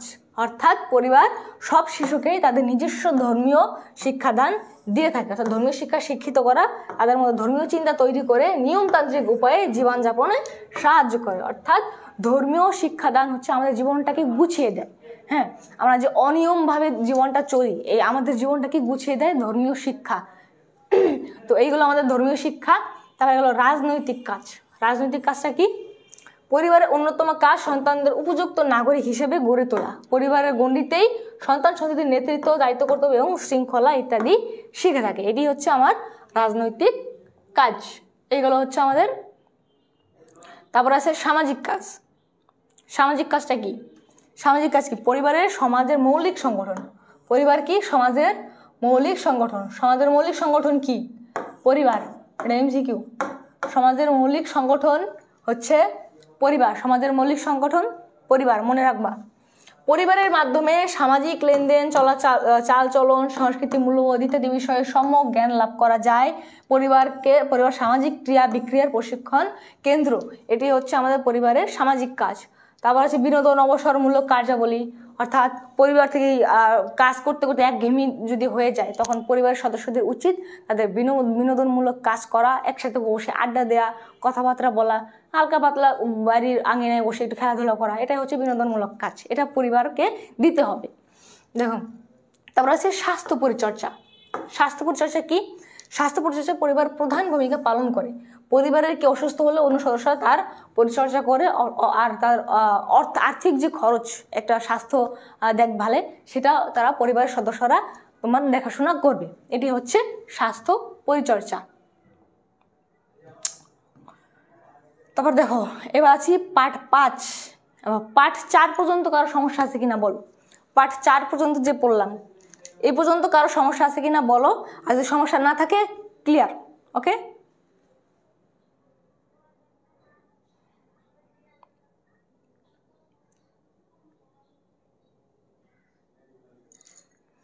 সমস্যা আছে কিনা বলো দ্রুত। ক্লিয়ার? লামিয়া হোসেন ক্লিয়ার? ওকে। নাফিজা অনিকা ক্লিয়ার? ইরিন জাহান ক্লিয়ার? গুড। মৃত্তিকা বিশ্বাস,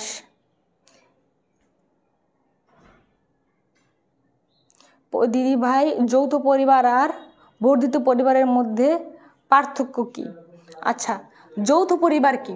যৌথ পরিবারে কি? তোমার মা বাবা থাকবে, তুমি থাকবা, তোমার পিসি থাকবে, হ্যাঁ, সেও থাকতে পারে অবিবাহিত হলে। তারপরে তোমার তার মা বাবা থাকবে, হ্যাঁ, সবাই থাকবে, যে কেউ থাকতে পারে, তোমার কাকা থাকতে পারে, জেঠু থাকতে পারে, সবাই থাকতে পারে। কিন্তু বর্ধিত পরিবারে কি? তোমার বাবা মা থাকবে, তার বাবা মা থাকবে, তার বাবা মা থাকলে থাকতে পারে, তার সন্তান থাকবে, তার সন্তানের সন্তান থাকবে, এর বাইরে কেউ হবে না। অর্থাৎ সিম্পলভাবে যদি বলতে যাই আমি, তোমার বাবা মা, তুমি, এর থেকে যে পরিবার আসবে পরবর্তীতে তারাই হবে বর্ধিত পরিবার। আর যৌথ পরিবারে কি? সবাই থাকতে পারে, মা বাবা ভাই বোন সবাই থাকতে পারে।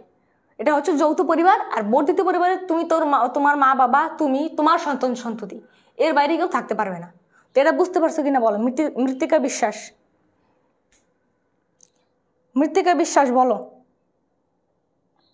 আচ্ছা, অনেকবার কমেন্ট করছো, বলো। যৌথ পরিবার আর সালমা নূর, তোমার আপু আমার কমেন্ট দেখে না, দেখছি তো, সবারটা তো বলা সম্ভব না।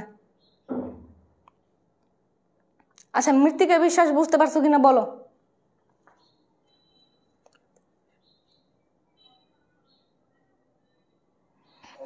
ওকে, আচ্ছা, আজান দিছে, আজানের জন্য একটু ব্রেক নিলাম। আর তোমাদের কোনো কোশ্চেন থাকলে বলতে পারো এখন।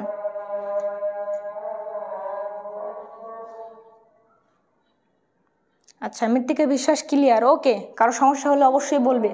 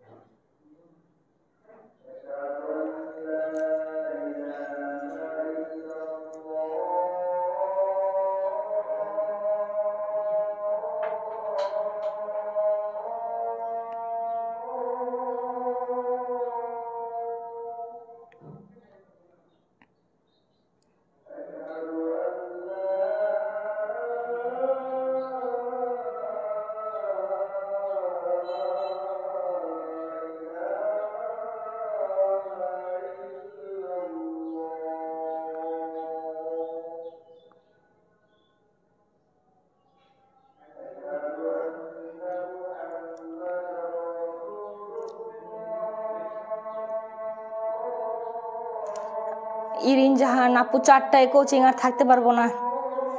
আচ্ছা এখন কি আর করার বলো, যতটুকু করতে পারো করো।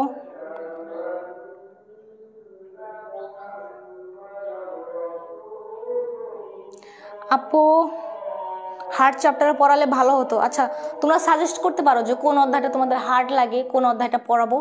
হ্যাঁ তাহলে অবশ্যই আমি সেই অধ্যায়টা পড়াবো। এটা কিন্তু ইম্পর্টেন্ট অধ্যায়, এটা থেকে বিগত বছরে অনেক কোয়েশ্চেন আসছে। এই পরিবারের অধ্যায়টা, পরিবার কাঠামোর অধ্যায়টা খুবই ইম্পর্টেন্ট। এখান থেকে এমসিকিউ যেমন আসে সিকিউ তেমন আসে। সিকিউ তোমাকে একটা দিবেই, এখান থেকে তুমি নিশ্চিত থাকো তোমার এখান থেকে একটা সিকিউ দিবেই।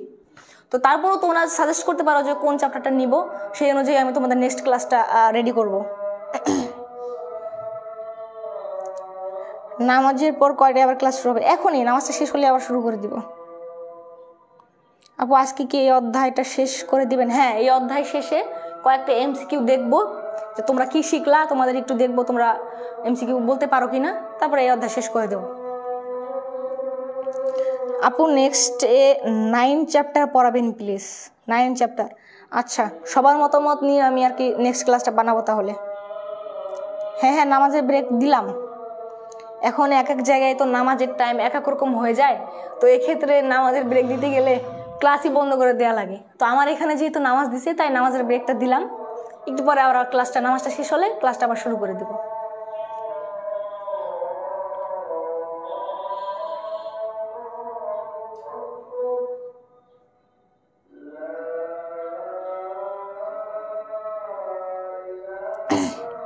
আচ্ছা আমার পরিবারে অনুপরিবারে দেওয়া আছে, এটা কি 4টাই দেয়া?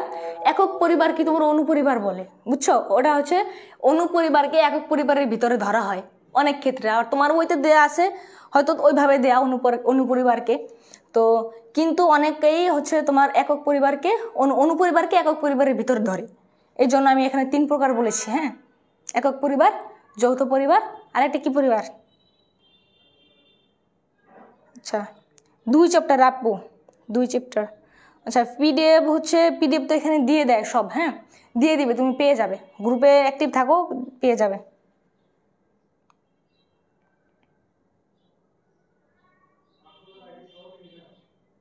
বোর্ডের প্রশ্ন একটু বেশি পড়বেন। হ্যাঁ আমি সেই অনুযায়ী পড়াচ্ছি যে বোর্ডে কি ধরনের কোশ্চেন করে, হ্যাঁ কিভাবে কোশ্চেন করে, কোন জায়গাগুলো থেকে বেশি করে, সেই বোর্ডের কোশ্চেন অনুযায়ী হচ্ছে আমি তোমার স্লাইডগুলো রেডি করছি। হ্যাঁ এই স্লাইডগুলো পড়লে তোমার কমন পড়বে, তুমি নিশ্চিত থাকো। আমি সব কিছু রিসার্চ করেই তোমাদের এই পিডিএফটা রেডি করছি। 9ম অধ্যায়, আচ্ছা আচ্ছা 2 জন বলছেন 9ম অধ্যায়।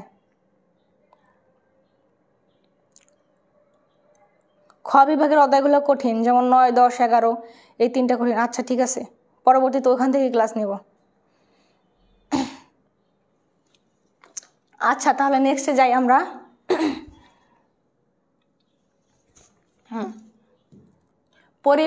পরিবারের উপর সমাজ পরিবর্তনের যে প্রভাব সেটি নিয়ে এবার আলোচনা করবো আমরা পার্ট 5-এ। যে দেখো পরিবার থেকেই কিন্তু সমাজের উৎপত্তি, আবার সমাজের পরিবর্তনের ফলে পরিবারেরও পরিবর্তন হয়, এবং এই সব বিষয় নিয়ে এখন আমরা আলোচনা করব। দেখো সমাজ পরিবর্তনের কারণ, সমাজ পরিবর্তনের কারণ কি কি? বিভিন্ন কারণে তোমার সমাজ পরিবর্তন হতে পারে। দেখো বিভিন্ন সমাজতাত্ত্বিকরা সমাজ পরিবর্তনের যেসব কারণ উল্লেখ করেছেন, হ্যাঁ সমাজবিজ্ঞানী মরিস গিন্সবার্গ সাম্প্রতিক এক প্রবন্ধে সেগুলোকে সুসংজ্ঞবদ্ধভাবে বিশ্লেষণের চেষ্টা করেছে। অর্থাৎ বিভিন্ন সমাজতাত্ত্বিকরা বিভিন্নভাবে বিশ্লেষণ করছে, এই সবগুলো বিশ্লেষণ মরিস গিন্সবার্গ সাম্প্রতিক একটা প্রবন্ধে তার সুসংজ্ঞবদ্ধভাবে ফুটিয়ে তুলেছে। তো এইগুলোই আমরা দেখব যে মরিস গিন্সবার্গ কি বলেছেন সমাজ পরিবর্তনের কারণ। এগুলো সব সমাজ পরিবর্তনের কারণ। দেখো এটা তোমার গ নাম্বারের জন্য ইম্পর্টেন্ট। গ যে সমাজ পরিবর্তনের কারণগুলো ব্যাখ্যা করো, বা সমাজ পরিবর্তনের ফলে পরিবারের উপর কি প্রভাব পড়ে সেটি ব্যাখ্যা করো। এটা তোমার গ ঘয় দিতে পারে। দেখো ব্যক্তি সমূহের সচেতন আকাঙ্ক্ষা ও সিদ্ধান্ত কি? ব্যক্তি সমূহের সচেতন আকাঙ্ক্ষা এবং সিদ্ধান্তর ফলেও পরিবারের উপর প্রভাব পড়ে। তারপর পরিবর্তিত পরিস্থিতি দ্বারা প্রভাবিত ব্যক্তির কার্যাবলী, কাঠামোগত পরিবর্তন ও কাঠামোগত প্রতিবন্ধকতা, তারপর আছে বাইরের প্রভাব, বিশিষ্ট ব্যক্তিবর্গ বা বিশিষ্ট গোষ্ঠী, তারপরে নানা উৎস থেকে আহরিত উপাদানের একত্রে একটি বিন্দুতে সম্মিলিত ও পাশাপাশি সংস্থাপন। তারপরে কি আছে দেখো আকস্মিক ঘটনাবলী, তারপর আছে একটি সার্বজনীন লক্ষ্যের উদ্ভব, অর্থাৎ একটু হঠাৎ যদি একটি সার্বজনীন লক্ষ্যের উদ্ভব হয় সেই কারণে তোমার সমাজের পরিবর্তন হতে পারে এবং সেটির প্রভাব পরিবারেও দেখা যায়। তো এইগুলো হচ্ছে তোমার সমাজ পরিবর্তন করলে পরিবারের উপর প্রভাব।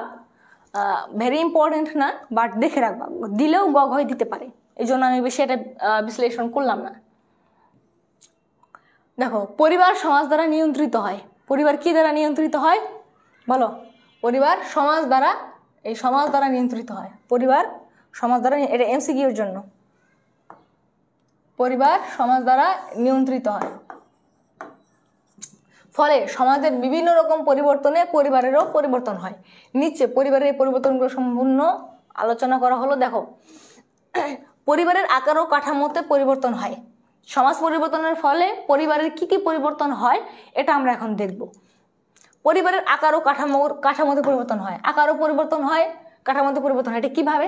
দেখো, এখন আমাদের হচ্ছে শিল্প বিপ্লবের কারণে বা শিল্পায়নের ফলে অনুপরিবারগুলো ভেঙে যায়, বা একক পরিবার বলি, অনুপরিবার বলি, যৌথ পরিবার বলি, যৌথ পরিবারগুলো ভেঙে যায়। যৌথ পরিবারগুলো ভেঙে আমাদের একক পরিবার বা অনুপরিবার হয়ে যায়। তো এই ক্ষেত্রে যে সমাজের পরিবর্তনের ফলেই কিন্তু এই পরিবারের উপর এই প্রভাবটা পড়তেছে, অর্থাৎ শিল্পায়নের ফলেই মানুষজন দূরে চলে যাচ্ছে, হ্যাঁ, পরিবার থেকে আলাদা হয়ে যাচ্ছে, এতে পরিবারের উপর প্রভাব পড়ছে। তো এটাকেই আমরা বলতে পারি পরিবারের আকার এবং কাঠামোতে পরিবর্তন। বিয়ে পদ্ধতিতে পরিবর্তন, এটা সমাজের উপর নির্ভর করে। বিবাহ বিচ্ছেদের প্রবণতা বৃদ্ধি পায়, এটা সমাজের উপর। সমাজের যেরকম পরিবর্তন ঘটবে পরিবারের উপর সেরকমই পরিবর্তন ঘটবে। দেখো, একাধিক বিয়ের প্রবণতা বেশি, প্রবণতা হ্রাস। তারপর আছে দেখো, অর্থনৈতিক কর্মকাণ্ডে নারীদের অংশগ্রহণ। আগে ছিল না, আগে নারীদের অর্থনৈতিক কর্মকাণ্ডে অংশগ্রহণ করার সুযোগ দেওয়া হতো না, কিন্তু এখন তো দেখো অহরহ সবাই প্রায় অর্থনৈতিক কর্মকাণ্ডে যোগদান করতেছে। তো এটা হচ্ছে সমাজ পরিবর্তনের ফলেই। পারিবারিক কার্যাবলীতে পরিবর্তন হয়, সাংস্কৃতিক ক্ষেত্রে পরিবর্তন হয়, খাদ্য, নিত্য প্রয়োজনীয় দ্রব্য সামগ্রী ও সেবায়। যে এখন আমরা তো মোবাইল আছে, মোবাইলে দেখি তোমার ইউরোপে এরকম খাবার খায়, ইটালিয়ান খাবার, হ্যাঁ, কোরিয়ান খাবার। এটা দেখে দেখে আমরাও আমাদের মানে কিছুটা ইনফ্লুয়েন্স হয়ে যাচ্ছি, আমরা আমাদের খাদ্যাভ্যাসে পরিবর্তন নিয়ে আসতেছি। তো এক্ষেত্রে আমরা বলতে পারি এই কারণগুলো পরিবারের মধ্যে পরিবর্তন সৃষ্টি করে। এবার দেখো পারিবারিক বন্ধন। পার্ট 5 গেল, পার্ট 6 আছে আমাদের কি? পারিবারিক বন্ধন। পারিবারিক বন্ধন কি বলো? পারিবারিক বন্ধন হলো পরিবারের সকল সদস্যদের মধ্যে তৈরি হওয়া আবেগীয় সম্পর্ক। এটা ক নাম্বারের জন্য আসবে? পারিবারিক বন্ধন কি? পরিবারের সকল সদস্যদের মধ্যে আবেগীয় সম্পর্ককে আমরা পারিবারিক বন্ধন বলতে পারি। পরিবারের সকল সদস্যদের মধ্যে আবেগীয় সম্পর্ককে কি বলবো? পারিবারিক বন্ধন। এটা মনে রাখবা। দেখো, পারস্পরিক বিশ্বাস, স্নেহ, ভালোবাসা, সম্মান, আস্থা ইত্যাদি হলো পারিবারিক বন্ধনের ভিত্তি। পারিবারিক বন্ধনের ভিত্তি কি? পারিবারিক বন্ধনের ভিত্তিগুলো কি কি? পারস্পরিক বিশ্বাস, স্নেহ, ভালোবাসা, সম্মান, আস্থা, এগুলো হচ্ছে পারিবারিক বন্ধনের ভিত্তি।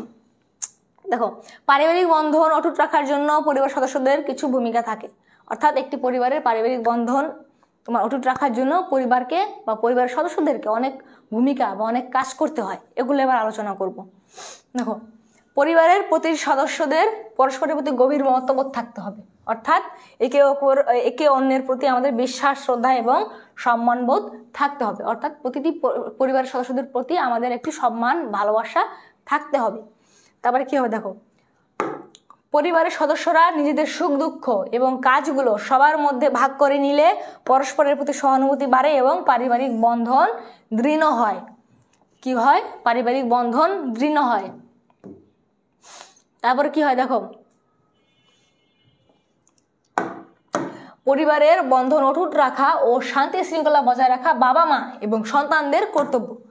কাদের কর্তব্য? বাবা মা এবং সন্তানদের কর্তব্য হচ্ছে পরিবারের শান্তি শৃঙ্খলা বজায় রাখা। তারপরে কি আছে? ছেলে মেয়েদের সাথে বাবা মায়ের সবসময় বন্ধুর মতো মেশা উচিত, তাদের সব সময় কথা মনোযোগ দিয়ে শোনা উচিত। অর্থাৎ অনেকে অনেক সময় ছেলে মেয়েদের কথায় তেমন গুরুত্ব দেয় না, তারা একাকিত্বে ভোগে, হ্যাঁ, তো এক্ষেত্রে নানা কর্মকাণ্ডে জড়িয়ে পড়ে। তো এই ক্ষেত্রে আমাদের ছেলে মেয়েদের ভালোবাসা দিতে হবে, তাদের কথা শুনতে হবে, সবার কথা আমাদের গুরুত্ব সহকারে শুনতে হবে।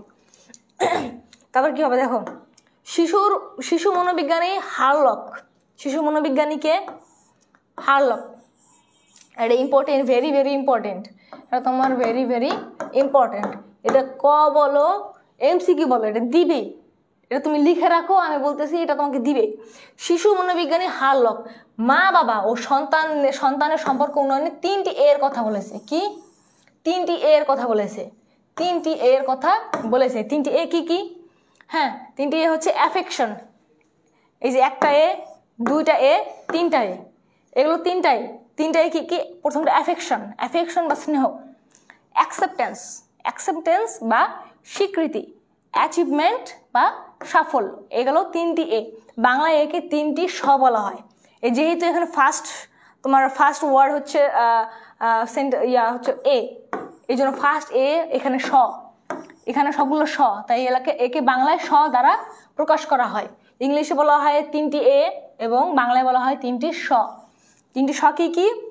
স্নেহ, স্বীকৃতি, সাফল্য। আর ইংলিশে affection, acceptance, achievement. Affection, achievement এবং অ্যাকসেপ্টেন্স, এই 4টা হচ্ছে আমাদের হারলকের এই যে 3টি এর কথা বলছে। দেখো সম্পর্ক উন্নয়নে 3টি এর কথা বলেছে। তোমাকে এমসিকিউতে দিবে যে সম্পর্ক উন্নয়নে 3টি এর কথা কে বলেছে, তুমি বলবা হারলক। আবার বলতে পারো সম্পর্ক উন্নয়নে হারলক কোন 3টি মানে কোনগুলো এর কথা বলেছে, তোমাকে 3টা দিয়ে দিবে। তারপরে যেটা অনুধাবনগুলো তোমার এমসিকিউ থাকে, ক 1 2 2 3 1 3 বা 3টাই। তো এই ক্ষেত্রে এখানে তোমার এই কোশ্চেনগুলো এইভাবে করতে পারে। তো এটা তোমার মনোযোগ দিয়ে পড়বা যে হারলক 3টি এর কথা বলেছেন পারিবারিক সম্পর্ক উন্নয়ন। কি কি? Affection, acceptance, achievement. Affection, achievement এবং অ্যাকসেপ্টেন্স, স্নেহ, স্বীকৃতি এবং সাফল্য। এটা কিন্তু খুবই ইম্পর্টেন্ট। তারপরে আমাদের 6 নম্বরে কি আছে দেখো, পরিবারের সদস্যদের উদারতাই পারিবারিক বন্ধনের চাবিকাঠি। পরিবারের সদস্যদের উদারতাই হচ্ছে আমাদের পারিবারিক বন্ধনের চাবিকাঠি। পরিবারের সদস্যদের স্বার্থপরতা এবং আত্মকেন্দ্রিকতা সংসারে অশান্তি ডেকে আনে। পরিবারের সদস্যদের স্বার্থপরতা এবং আত্মকেন্দ্রিকতা আমাদের সংসারে অশান্তি ডেকে আনবে। পরিবারের কোনো সদস্যের সাথে তোমার খারাপ পথে পরিচালিত হলে তাকে ভালোবাসার মাধ্যমে সঠিক পথে ফিরিয়ে আনতে হবে। অর্থাৎ তোমার ভুলবশত কেউ খারাপ পথে চলে যেতেও পারে, খারাপ সঙ্গের কারণে হোক, যে কারণেই হোক। তো আমাদের ভালোবাসার সাথে তাকে আবার সঠিক পথে ফিরিয়ে আনতে হবে। দেখো, পরিবারের কোনো সদস্য বিপদগ্রস্ত হলে তাকে সাহায্য করতে হবে। এর ফলে বিপদগ্রস্ত ব্যক্তি আশ্বস্ত হবে, অর্থাৎ বিপদে পড়লে তাকে সাহায্য করতে হবে যাতে সে একা অনুভব না করে, সে আশ্বস্ত হয় যে আমার পরিবার আমার পাশে আছে। তো এই বিষয়গুলো আমাদের খেয়াল রাখতে হবে। দেখো, পারিবারিক সম্পর্কের সংকট বা ভাঙন এবং শিশুর উপর এর প্রভাব, এটা ইম্পর্টেন্ট গয়ের জন্য। হ্যাঁ, এটা ইম্পর্টেন্ট আমাদের গ নাম্বারের জন্য। পারিবারিক সম্পর্কের সংকট বা ভাঙন এবং শিশুর উপরের যে প্রভাব, এটা নিয়ে এবার আমরা আলোচনা করব। যে বাবা মার পারিবারিক সম্পর্ক যেখানে স্বাচ্ছন্দ্য নেই সেখানে শিশুর স্বাভাবিক বিকাশ বাধাগ্রস্ত হয় বা বাধাপ্রাপ্ত হয়। অর্থাৎ বাবা মায়ের সম্পর্ক যদি একটা পরিবারে সুস্থ না থাকে, সেখানে তার একটা শিশুর স্বাভাবিক যে বিকাশ, এটা কখনোই স্বাভাবিক হবে না, স্বাভাবিকভাবে সে বিকাশ করবে না। এটা হচ্ছে স্বাভাবিক বিষয়। যে বাবা মার অশান্তি করতেছে, সেখানে শিশুটা দেখে কি করবে, তার নৈতিকতার মূল্যবোধ কিরকম হবে বলো? তো এটা তাদের শিশুর স্বাভাবিক বিকাশ বাধাগ্রস্ত হবে। এর ফলে বিকাশ সাধন ব্যাহত হয় এবং সে বিপথে পা বাড়ায়। অর্থাৎ বাবা মা সারাদিন ঝামেলা করে, সে তার মতো যা ইচ্ছা তাই করে, বাবা মার তার উপর কোনো খেয়াল নেই। সে স্বাভাবিক বিকাশ করবে, স্বাভাবিক একটা নর্মাল বাচ্চার মতো স্বাভাবিক মূল্যবোধ নিয়ে বড় হবে, সেই সুযোগ কিন্তু তার নেই। তাই সে অপরাধমূলক কাজ বা খারাপ কাজে জড়িত হতে পারে। দেখো, সন্তানের প্রতি বাবা মার অবহেলা, অনাদরের প্রভাবে সন্তান বাবা মার প্রতি আস্থাহীন এবং অন্তর্মুখী হয়ে ওঠে। আবার শিশু অসামাজিক হয়ে বিভিন্ন অপরাধে জড়িয়ে পড়ে। পারিবারিক সংকট শিশুকে ভীতু করে, পরনির্ভরশীল করে, দায়িত্বহীন করে এবং উদাসীনও করে। শিশু স্বার্থপর ও ঈর্ষাপরায়ণ হয়। এছাড়া সে হিংসাত্মক, আক্রমণাত্মক আচরণও করতে পারে। এগুলো হচ্ছে একটা শিশুর উপর প্রভাব। তো এগুলো আমরা মনে রাখবো যে গ নাম্বারে দিলেও দিতে পারি। পারিবারিক সংকট ভাঙনে শিশুর উপর কি প্রভাব পড়ে। এবার আছে আমরা পার্ট 7, পরিকল্পিত পরিবার। এটা খুবই গুরুত্বপূর্ণ একটি পার্ট বা তোমার টপিক। এখান থেকে তোমার বিগত বছরের কোশ্চেন আসছে। হ্যাঁ, এমসিকিউ, তারপরে হচ্ছে তোমার বলতে পারো গ ঘ, এখান থেকে আসছে। তো এটা তোমরা মনোযোগ দিয়ে দেখো। আর পার্ট 6 কোনো সমস্যা আছে কিনা বলো।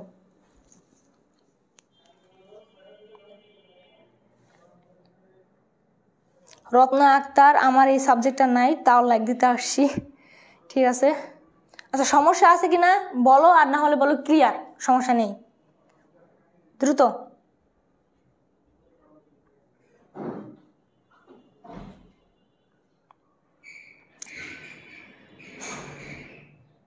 সময় আফরিন নাহার, নো আপু, না আপু ক্লিয়ার। হ্যাঁ আয়মা আলম, না আপু ক্লিয়ার, না সমস্যা নেই। জায়মা জান্নাত, মার্জিয়া ক্লিয়ার, আয়মান আলম ক্লিয়ার, মৃত্তিকা বিশ্বাস ক্লিয়ার, আচ্ছা তাসমিন ফারিয়া ক্লিয়ার, নিশাদ অনুষ্কা ক্লিয়ার। ওকে, যেহেতু ক্লিয়ার আমরা পরবর্তীতে যাব। দেখো পরিকল্পিত পরিবার কি? পরিকল্পিত পরিবার হচ্ছে বিয়ের পর স্বামী স্ত্রী, বিয়ের পরে স্বামী স্ত্রী তাদের আর্থিক, শারীরিক ও মানসিক যোগ্যতা বিচার করে পারস্পরিক আলাপ আলোচনার মাধ্যমে সন্তান গ্রহণ করে একটি সুখী পরিবার গঠনের প্রচেষ্টাকে পরিকল্পিত পরিবার বলে। এই সংজ্ঞাটা আমরা ক নাম্বারের জন্য মনে রাখবো? ক নাম্বারের জন্য? এখানে অনেক বড় সংজ্ঞা দেয়া, কিন্তু আমি তোমার নর্মালভাবে বলতেছি। পরিকল্পিত পরিবারটা কি? বিবাহে বন্ধনে আবদ্ধ হওয়ার পর স্বামী এবং স্ত্রী তাদের আর্থিক অবস্থা, তাদের সামাজিক স্ট্যাটাস এবং তাদের ব্যয়, এই সব বিষয়গুলো চিন্তা করে যখন সন্তান সন্ততি নিবে, তাদের আর্থিক অবস্থা বিবেচনা করে কিন্তু সন্তান সন্ততি নিবে, তখন তাকে আমরা বলবো পরিকল্পিত পরিবার। এক্ষেত্রে যার যার অর্থনৈতিক অবস্থা অনুযায়ী যদি দেখে আমি একজনের বেশি সন্তান নিলে তার স্বাভাবিকভাবে আমি সুন্দরভাবে তার লালন পালন করতে পারবো, সে একজন নিবে। যে 3 জন বা 4 জন নিতে চায়, তার যদি আর্থিক অবস্থা সেরকম থাকে সে নিতে পারে, কিন্তু সব হবে পরিকল্পিত। অনেকেই আছে যে অনেকের 5 জন 6 জন, কিন্তু তার আর্থিক অবস্থা এরকম না যে 5 জন 6 জনকে সে সুন্দরভাবে লালন পালন করতে পারবে, তাদের সব ধরনের সুযোগ সুবিধা দিতে পারবে। তো এক্ষেত্রে আমাদের একটি পরিকল্পিত পরিবার খুবই গুরুত্বপূর্ণ ভূমিকা পালন করে সমাজে। তো আমাদের সংজ্ঞাটা কি হলো? যে বিয়ের পরে স্বামী স্ত্রী তাদের আর্থিক অবস্থা, সুযোগ সুবিধা, সামাজিক অবস্থান এবং পরিবারের ব্যয়কে দেখে সন্তান সন্ততি যখন গ্রহণ করবে, তখন তাকে আমরা বলবো পরিকল্পিত পরিবার। এটা আমাদের সিকিউর ক নাম্বারের জন্য গুরুত্বপূর্ণ, যে পরিকল্পিত পরিবার কাকে বলে। এবার দেখবো আমরা পরিকল্পিত পরিবারের সুবিধা, যে পরিকল্পিত পরিবারের সুবিধাগুলো কি কি। দেখো, জনসংখ্যা বৃদ্ধি রোধ, তারপর পরিকল্পিত পরিবার গঠনের মাধ্যমে পরিবারের সদস্য সংখ্যা সীমিত রাখা সম্ভব। এতে দেশের ক্রমবর্ধমান জনসংখ্যার উপরও চাপ কম পড়ে। প্রথমত কি? জনসংখ্যা বৃদ্ধি রোধ। জনসংখ্যা বৃদ্ধি রোধ কীভাবে হবে? কারণ পরিকল্পিত পরিবারে আমরা পূর্ব থেকেই পরিকল্পনা করে নিব যে আমরা কয়জন স্বাচ্ছন্দ্যে আমরা সন্তান লালন পালন করতে পারবো। এক্ষেত্রে সন্তান সীমিত থাকবে, আমাদের জনসংখ্যা বৃদ্ধি পাবে না। তো এটা হচ্ছে আমাদের জনসংখ্যা বৃদ্ধি রোধ। তারপর আছে খাদ্য ঘাটতি দূর করা। আমরা আমাদের আর্থিক অবস্থার দিকে খেয়াল রেখেও তো আমাদের সন্তান সন্ততি নিব পরিকল্পিত পরিবার। এক্ষেত্রে আমরা যে কয়জনকে স্বাচ্ছন্দ্যে খাবার দিতে পারবো, হ্যাঁ এফোর্ড করতে পারবো যতটুকু, ততটা সন্তানিত নিব। এক্ষেত্রে আমাদের খাদ্য সংকট দেখা যাবে না। এগুলো আমাদের জনসংখ্যা বৃদ্ধি রোধ করবে, খাদ্য ঘাটতি দূর করবে। তারপরে বেকার সমস্যা দূরীকরণ করবে। দেখো বেকার সমস্যা কিভাবে করবে? জনসংখ্যা বৃদ্ধির অনুপাতে আমাদের কর্মসংস্থান বাড়ছে না, অর্থাৎ জনসংখ্যা যত পরিমাণ বৃদ্ধি পাচ্ছে আমাদের কর্মসংস্থান তত হচ্ছে না। তো এক্ষেত্রে যদি আমরা পরিকল্পিত পরিবার গঠন করি, আগে থেকে আমাদের জনসংখ্যা কিন্তু কমে যাবে। কমার ফলে আমাদের যে বেকারের হার, এটাও কিন্তু কমে যাবে। দেশের সার্বিকভাবে যে বেকারের হারটা করে, এই হারটাও আমাদের কমে যাবে। এগুলো বেকার সমস্যা দূরীকরণ। তারপর আছে অর্থনৈতিক উন্নয়ন নিশ্চিতকরণ। পরিকল্পিত পরিবার গঠনের মাধ্যমে অর্থনৈতিক উন্নয়ন নিশ্চিতকরণ সম্ভব হয়। তারপর দেখো সামাজিক অনাচার রোধ। অপরিকল্পিত পরিবার সদস্য সংখ্যা বেশি হওয়ার কারণে পরিবারের মৌলিক চাহিদা পূরণ করা সম্ভব হয় না। এক্ষেত্রে সামাজিক অনাচার আমরা রোধ করতে পারি। দেখো মা ও শিশুর স্বাস্থ্য নিশ্চিতকরণ। পরিকল্পিত পরিবারে আমরা মা ও শিশুর স্বাস্থ্য সমস্যা সম্পর্কে আমরা আলাদাভাবে দেখতে পারি বা তাদের আলাদাভাবে যত্ন করতে পারি পরিকল্পিত পরিবারে। তো এটা গেল আমাদের মা ও শিশুর স্বাস্থ্য নিশ্চিতকরণ। তারপরে সুস্থ পারিবারিক পরিবেশ। একটি সুষ্ঠু পারিবারিক পরিবেশ থাকবে আমাদের পরিকল্পিত পরিবার। তো এইগুলো আমাদের 7 নাম্বার। তারপরে কি আছে দেখো, তারপর আছে পার্ট 8। এইগুলো আমাদের কি ছিল? যে পরিকল্পিত পরিবারের সুবিধা। তো আমরা বলতে পারি যে এখানে তোমার সিকিউ কিভাবে আসবে? উদ্দীপকে দিয়ে দিবে যে রিয়া তার পরিবারে তার বাবা মা এবং সাথে তারা 5 ভাই বোন বসবাস করে। তো তোমার গ নাম্বারে দিবে উদ্দীপকে কোন পরিবারকে, কোন ধরনের পরিবার ওটা। পরিকল্পিত, তুমি দেওয়া এটা তো অপরিকল্পিত পরিবার, যেহেতু তোর 5টা ভাই বোন, অবশ্যই তার বাবা মা পরিকল্পনা না করেই সন্তান জন্মদান করছে। তো এই ক্ষেত্রে আমরা বলতে পারি উদ্দীপকের রিয়ার ফ্যামিলি হচ্ছে অপরিকল্পিত পরিবার। এখন তারপর তো ঘ নাম্বারে তোমার দিবে হচ্ছে যে তোমার পরিকল্পিত পরিবারের সুবিধাগুলো কি কি। এখানে যে আমরা সুবিধাগুলো পড়ছি যে পরিকল্পিত পরিবারের সুবিধাগুলো কি কি হতে পারে, এক্ষেত্রে তুমি যে আমি পয়েন্টগুলো দিছি যে সদস্য সংখ্যা বৃদ্ধি রোধ, এই পয়েন্টগুলো দিয়ে বর্ণনা করে দিবা এবং বলে দিবা লাস্টে যে অতএব বলা যায় যে পরিকল্পিত পরিবার তোমার রিয়ার পরিবারের সমস্যাগুলো সমাধান করতে পারে। যদি কোনো সমস্যা থাকে সেই সমস্যাগুলো সমাধান করতে পারে, এইভাবে তোমরা অ্যান্সার করে দিবা। তারপর আছে আমাদের 8, শিশু শারীরিক ও মানসিক বিকাশে পরিকল্পিত পরিবারের ভূমিকা। এটা আমাদের ঘয়ের জন্য, এটা আমাদের ঘ নাম্বারের জন্য যে শিশুর শারীরিক এবং মানসিক বিকাশে পরিকল্পিত পরিবারের ভূমিকা বর্ণনা করো। এটা তোমার ঘ নাম্বার দিয়ে দিবে। বর্ণনা কিভাবে করব?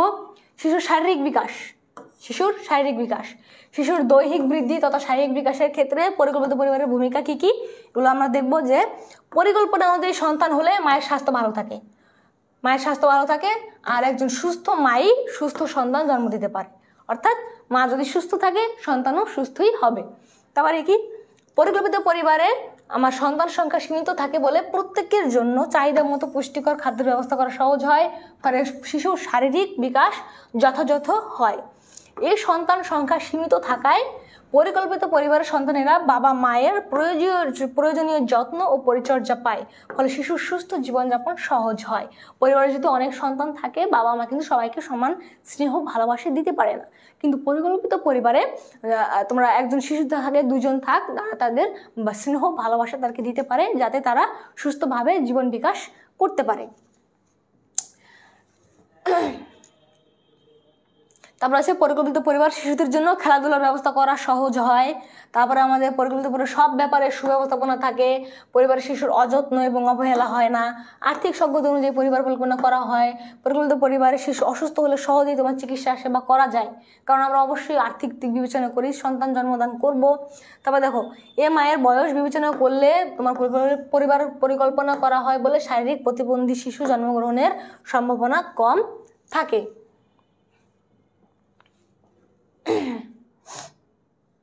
তারপর আছে, এটা গেলো আমাদের শারীরিক বিকাশ, যে শিশুর যে প্রভাবটা, এটা হচ্ছে শারীরিক বিকাশ। এখন আমরা দেখবো মানসিক বিকাশ কি কি। মানসিক বিকাশগুলো কি কি? পরিকল্পিত পরিবারে পারিবারিক পরিবেশ শিশুর মানসিক বিকাশের ক্ষেত্রে সহায়ক হবে। পরিকল্পিত পরিবার শিশুদের জন্য শিক্ষার ব্যবস্থা করা সহজ হয়, উপযুক্ত শিক্ষা ব্যবস্থা হচ্ছে শিশু মানসিক বিকাশে সহায়ক হবে। তারপর হচ্ছে সন্তান সংখ্যা সীমিত থাকে বলে পরিকল্পিত পরিবার শিশুরা বাবা মায়ের পর্যাপ্ত সময় মনোযোগ পায়, যা তাদের মানসিক স্বাস্থ্যের জন্য একান্তই জরুরি থাকে। তারপরে কি, পরিকল্পিত পরিবারে আর্থিক সচ্ছলতা বজায় থাকে, এই কারণে শিশু নিজেকে বঞ্চিত মনে করে না এবং অন্যদিকে তার নিরাপদ এবং মানসিক তৃপ্তি বোধ করে। তারপরে কি, পরিকল্পিত পরিবারে প্রয়োজনীয় চিত্ত বিনোদনের ব্যবস্থা থাকে, এর ফলে শিশু মানসিকভাবে প্রফুল্ল থাকে।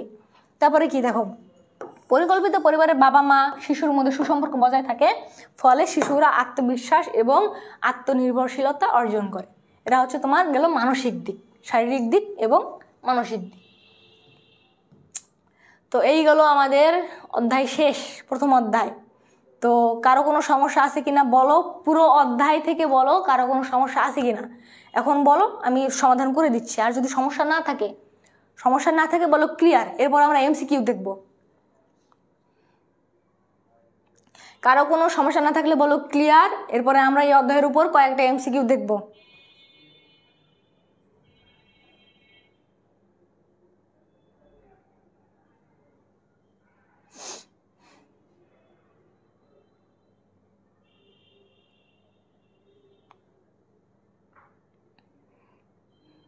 আচ্ছা, লামিয়া হোসেন একদম ক্লিয়ার। আয়মান আলম, না সমস্যা নেই, আয়মান ক্লিয়ার আপু। হ্যাঁ,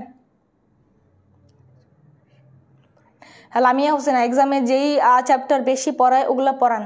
হ্যাঁ, আমি ওগুলোই পড়াচ্ছি, এক্সামে যেগুলো থেকে বেশি আসে আমি সেই অধ্যায়গুলো দেখছি। তারপরেও তোমরা তোমাদের যদি ডিমান্ড কোনো চ্যাপ্টারের প্রতি অধিক থাকে, যে তোমরা চাচ্ছ ওই অধ্যায়টা পড়ানোর জন্য, তাহলে আমি ওটা আগে পড়াবো, সমস্যা নেই কোনো।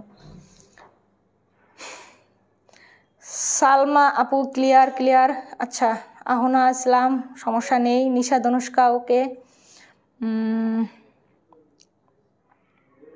বন্দনা দাস ক্লিয়ার। আচ্ছা, তাহলে আমরা এখন এমসিকিউ দেখবো। তোমরা দ্রুত রেসপন্স করবা, কিন্তু তোমাদের সময় বেশি দিব না। এই অধ্যায়টা খুবই যেমন গুরুত্বপূর্ণ তেমন সহজ। এই সহজ অধ্যায়টাকে তোমরা ইগনোর করবা না, সহজ বলে, ঠিক আছে? তো এটা তোমরা খুবই গুরুত্ব সহকারে পড়বা। এখান থেকে সহজ হলেও এটা থেকে তোমার সিকিউ এমসিকিউ দুইটাই আসবে। দেখো এবার ফার্স্ট এমসিকিউ, টাইম কিন্তু বেশি দিব না, এমসিকিউ দেখানোর পরে টাইম বেশি দিব না। কোন ধরনের পরিবার স্বামী স্ত্রী এবং সন্তান নিয়ে গড়ে ওঠে? বলো, কোন পরিবার স্বামী স্ত্রী এবং সন্তান নিয়ে গড়ে ওঠে? দ্রুত দ্রুত দ্রুত দ্রুত অ্যান্সার করো। কোন পরিবার স্বামী স্ত্রী এবং সন্তান থাকবে? স্বামী স্ত্রী এবং সন্তান থাকবে, বলো।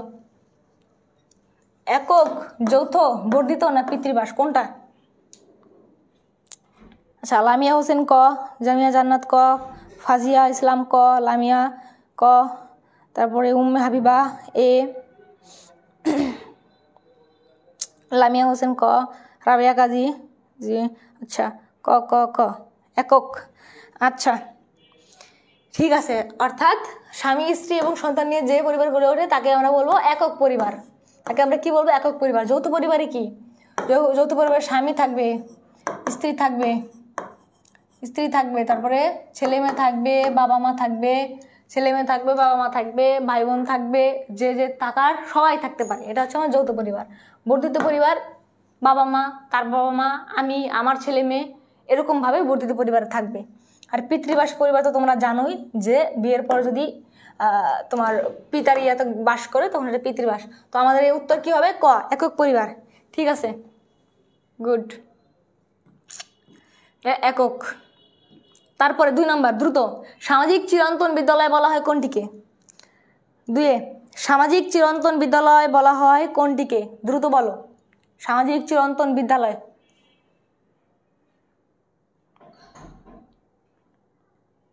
দ্রুত বলো। সামাজিক চিরন্তন বিদ্যালয় কোনটিকে বলা হয়?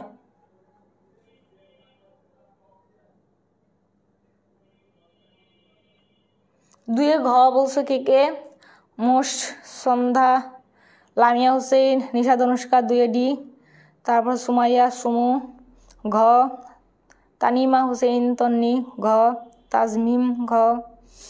ঠিক আছে, 2 ঘ। রাবিয়া কাজী পরিবার 2 ডি। এশা পরিবার, আক্তার ইতি, শর্মিলা আক্তার ইতি হচ্ছে পরিবার। তারপর আছে তাসমিয়া ফারিয়া হচ্ছে ঘ, অহনা ইসলাম ঘ, সারা ইসলাম ঘ, সুইট কি কারিমা সুইট ডি, তারপর হচ্ছে নাফিজা আনিকা ডি, ঋতুপর্ণা ডি, রাবিয়া কাজী ডি। আচ্ছা ঠিক আছে, 2 তাহলে আমাদের কি হবে? সামাজিক চিরন্তন বিদ্যালয়। আমরা দ্বিতীয় স্লাইডে যেটা দেখাইছিলাম, পরিবার, তোমার সামাজিক চিরন্তন বিদ্যালয় কাকে বলা হয়? পরিবারকে, সেটাই দিয়েছে, দেখছো? তারপরে নেক্সটে যাব আমরা। এটা আমাদের পরিবার, সামাজিক চিরন্তন বিদ্যালয় হচ্ছে পরিবার। তারপর অনুপরিবার স্বামী স্ত্রীর সাথে আর কারা বসবাস করে? কে যেন একটা কোশ্চেন করছিলা যে অনুপরিবার এবং একক পরিবার। তো এখানে আমরা অনুপরিবারকে একক পরিবারের ভিতরে ধরবো। অনুপরিবার বা একক পরিবার, অনুপরিবার বা একক পরিবার। একক পরিবার স্বামী স্ত্রীর সাথে আর কারা বসবাস করে? বলো। স্বামীর বাবা মা, স্ত্রীর বাবা মা, অবিবাহিত সন্তান, বিবাহিত সন্তান। একক পরিবারে কারা বসবাস করবে? জেমিমা জান্নাত গ, উম্মে হাবিবা 3 সি, সুমাইয়া হচ্ছে গ, তারপরে হচ্ছে এফএস ইসলাম হচ্ছে গ, নাফিজা অনিকা সি, অবিবাহিত সন্তান লামিয়া হোসেন গ, রাবিয়া কাজী গ।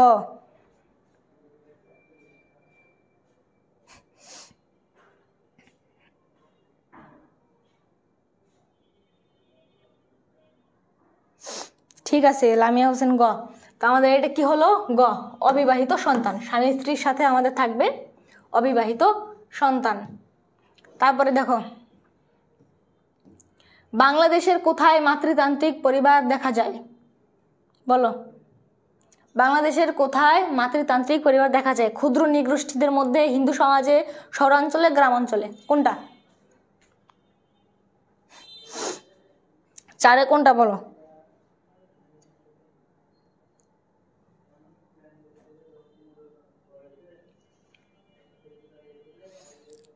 তিনে গ, নাফিজা আনিকা ক, উম্মে হাবিবা ক, মার্জিয়া ক, লামি হোসেন ক, নিশাদ অনুষ্কা ক, ফাতেমা ইসলাম রুহি ক, সুমাইয়া আফরিন নাহার 4 ক, রাবিয়া কাজী ক। ক হবে। আচ্ছা, তাহলে আমাদের কি হবে? ক্ষুদ্র নৃগোষ্ঠীদের মধ্যে, ক্ষুদ্র নৃগোষ্ঠীদের মধ্যে আমাদের মাতৃতান্ত্রিক পরিবার দেখা যায়। এটা গেল আমাদের ক্ষুদ্র নৃগোষ্ঠী। নেক্সট আছে আমাদের পরিবারের মূল ভিত্তি কি? পরিবারের মূল ভিত্তিটা কি বলো? রক্তের সম্পর্ক, খেলার সাথে, বন্ধুত্ব না সহপাঠী?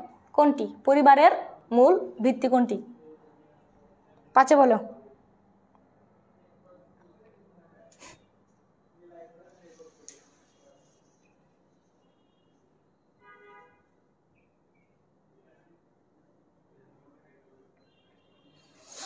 পাঁচে কি হবে? 5 নিশাত অনুষ্কা, 5 এ জিমিমা জান্নাত, 5 এ মৃত্তিকা বিশ্বাস ক, সেফা নওরোজ এশা,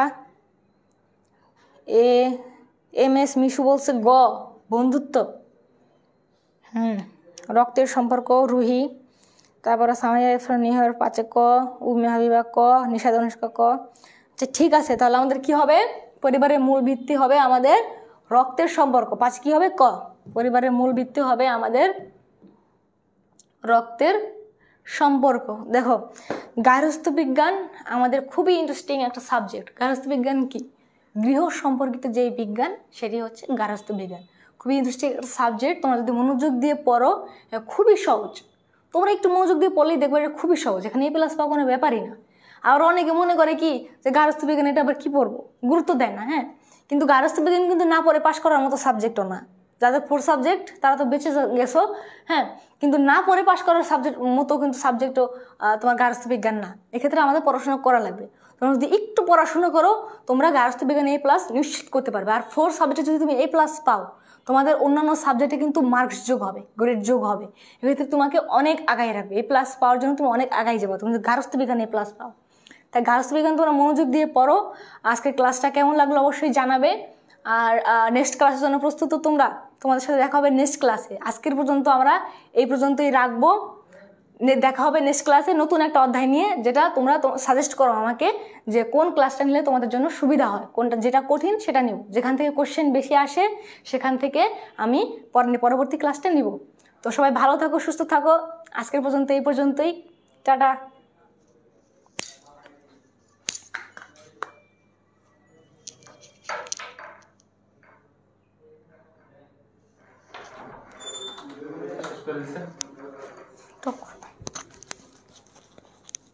ক্লাস শেষ না বোর্ডের সমস্যা? শেষ।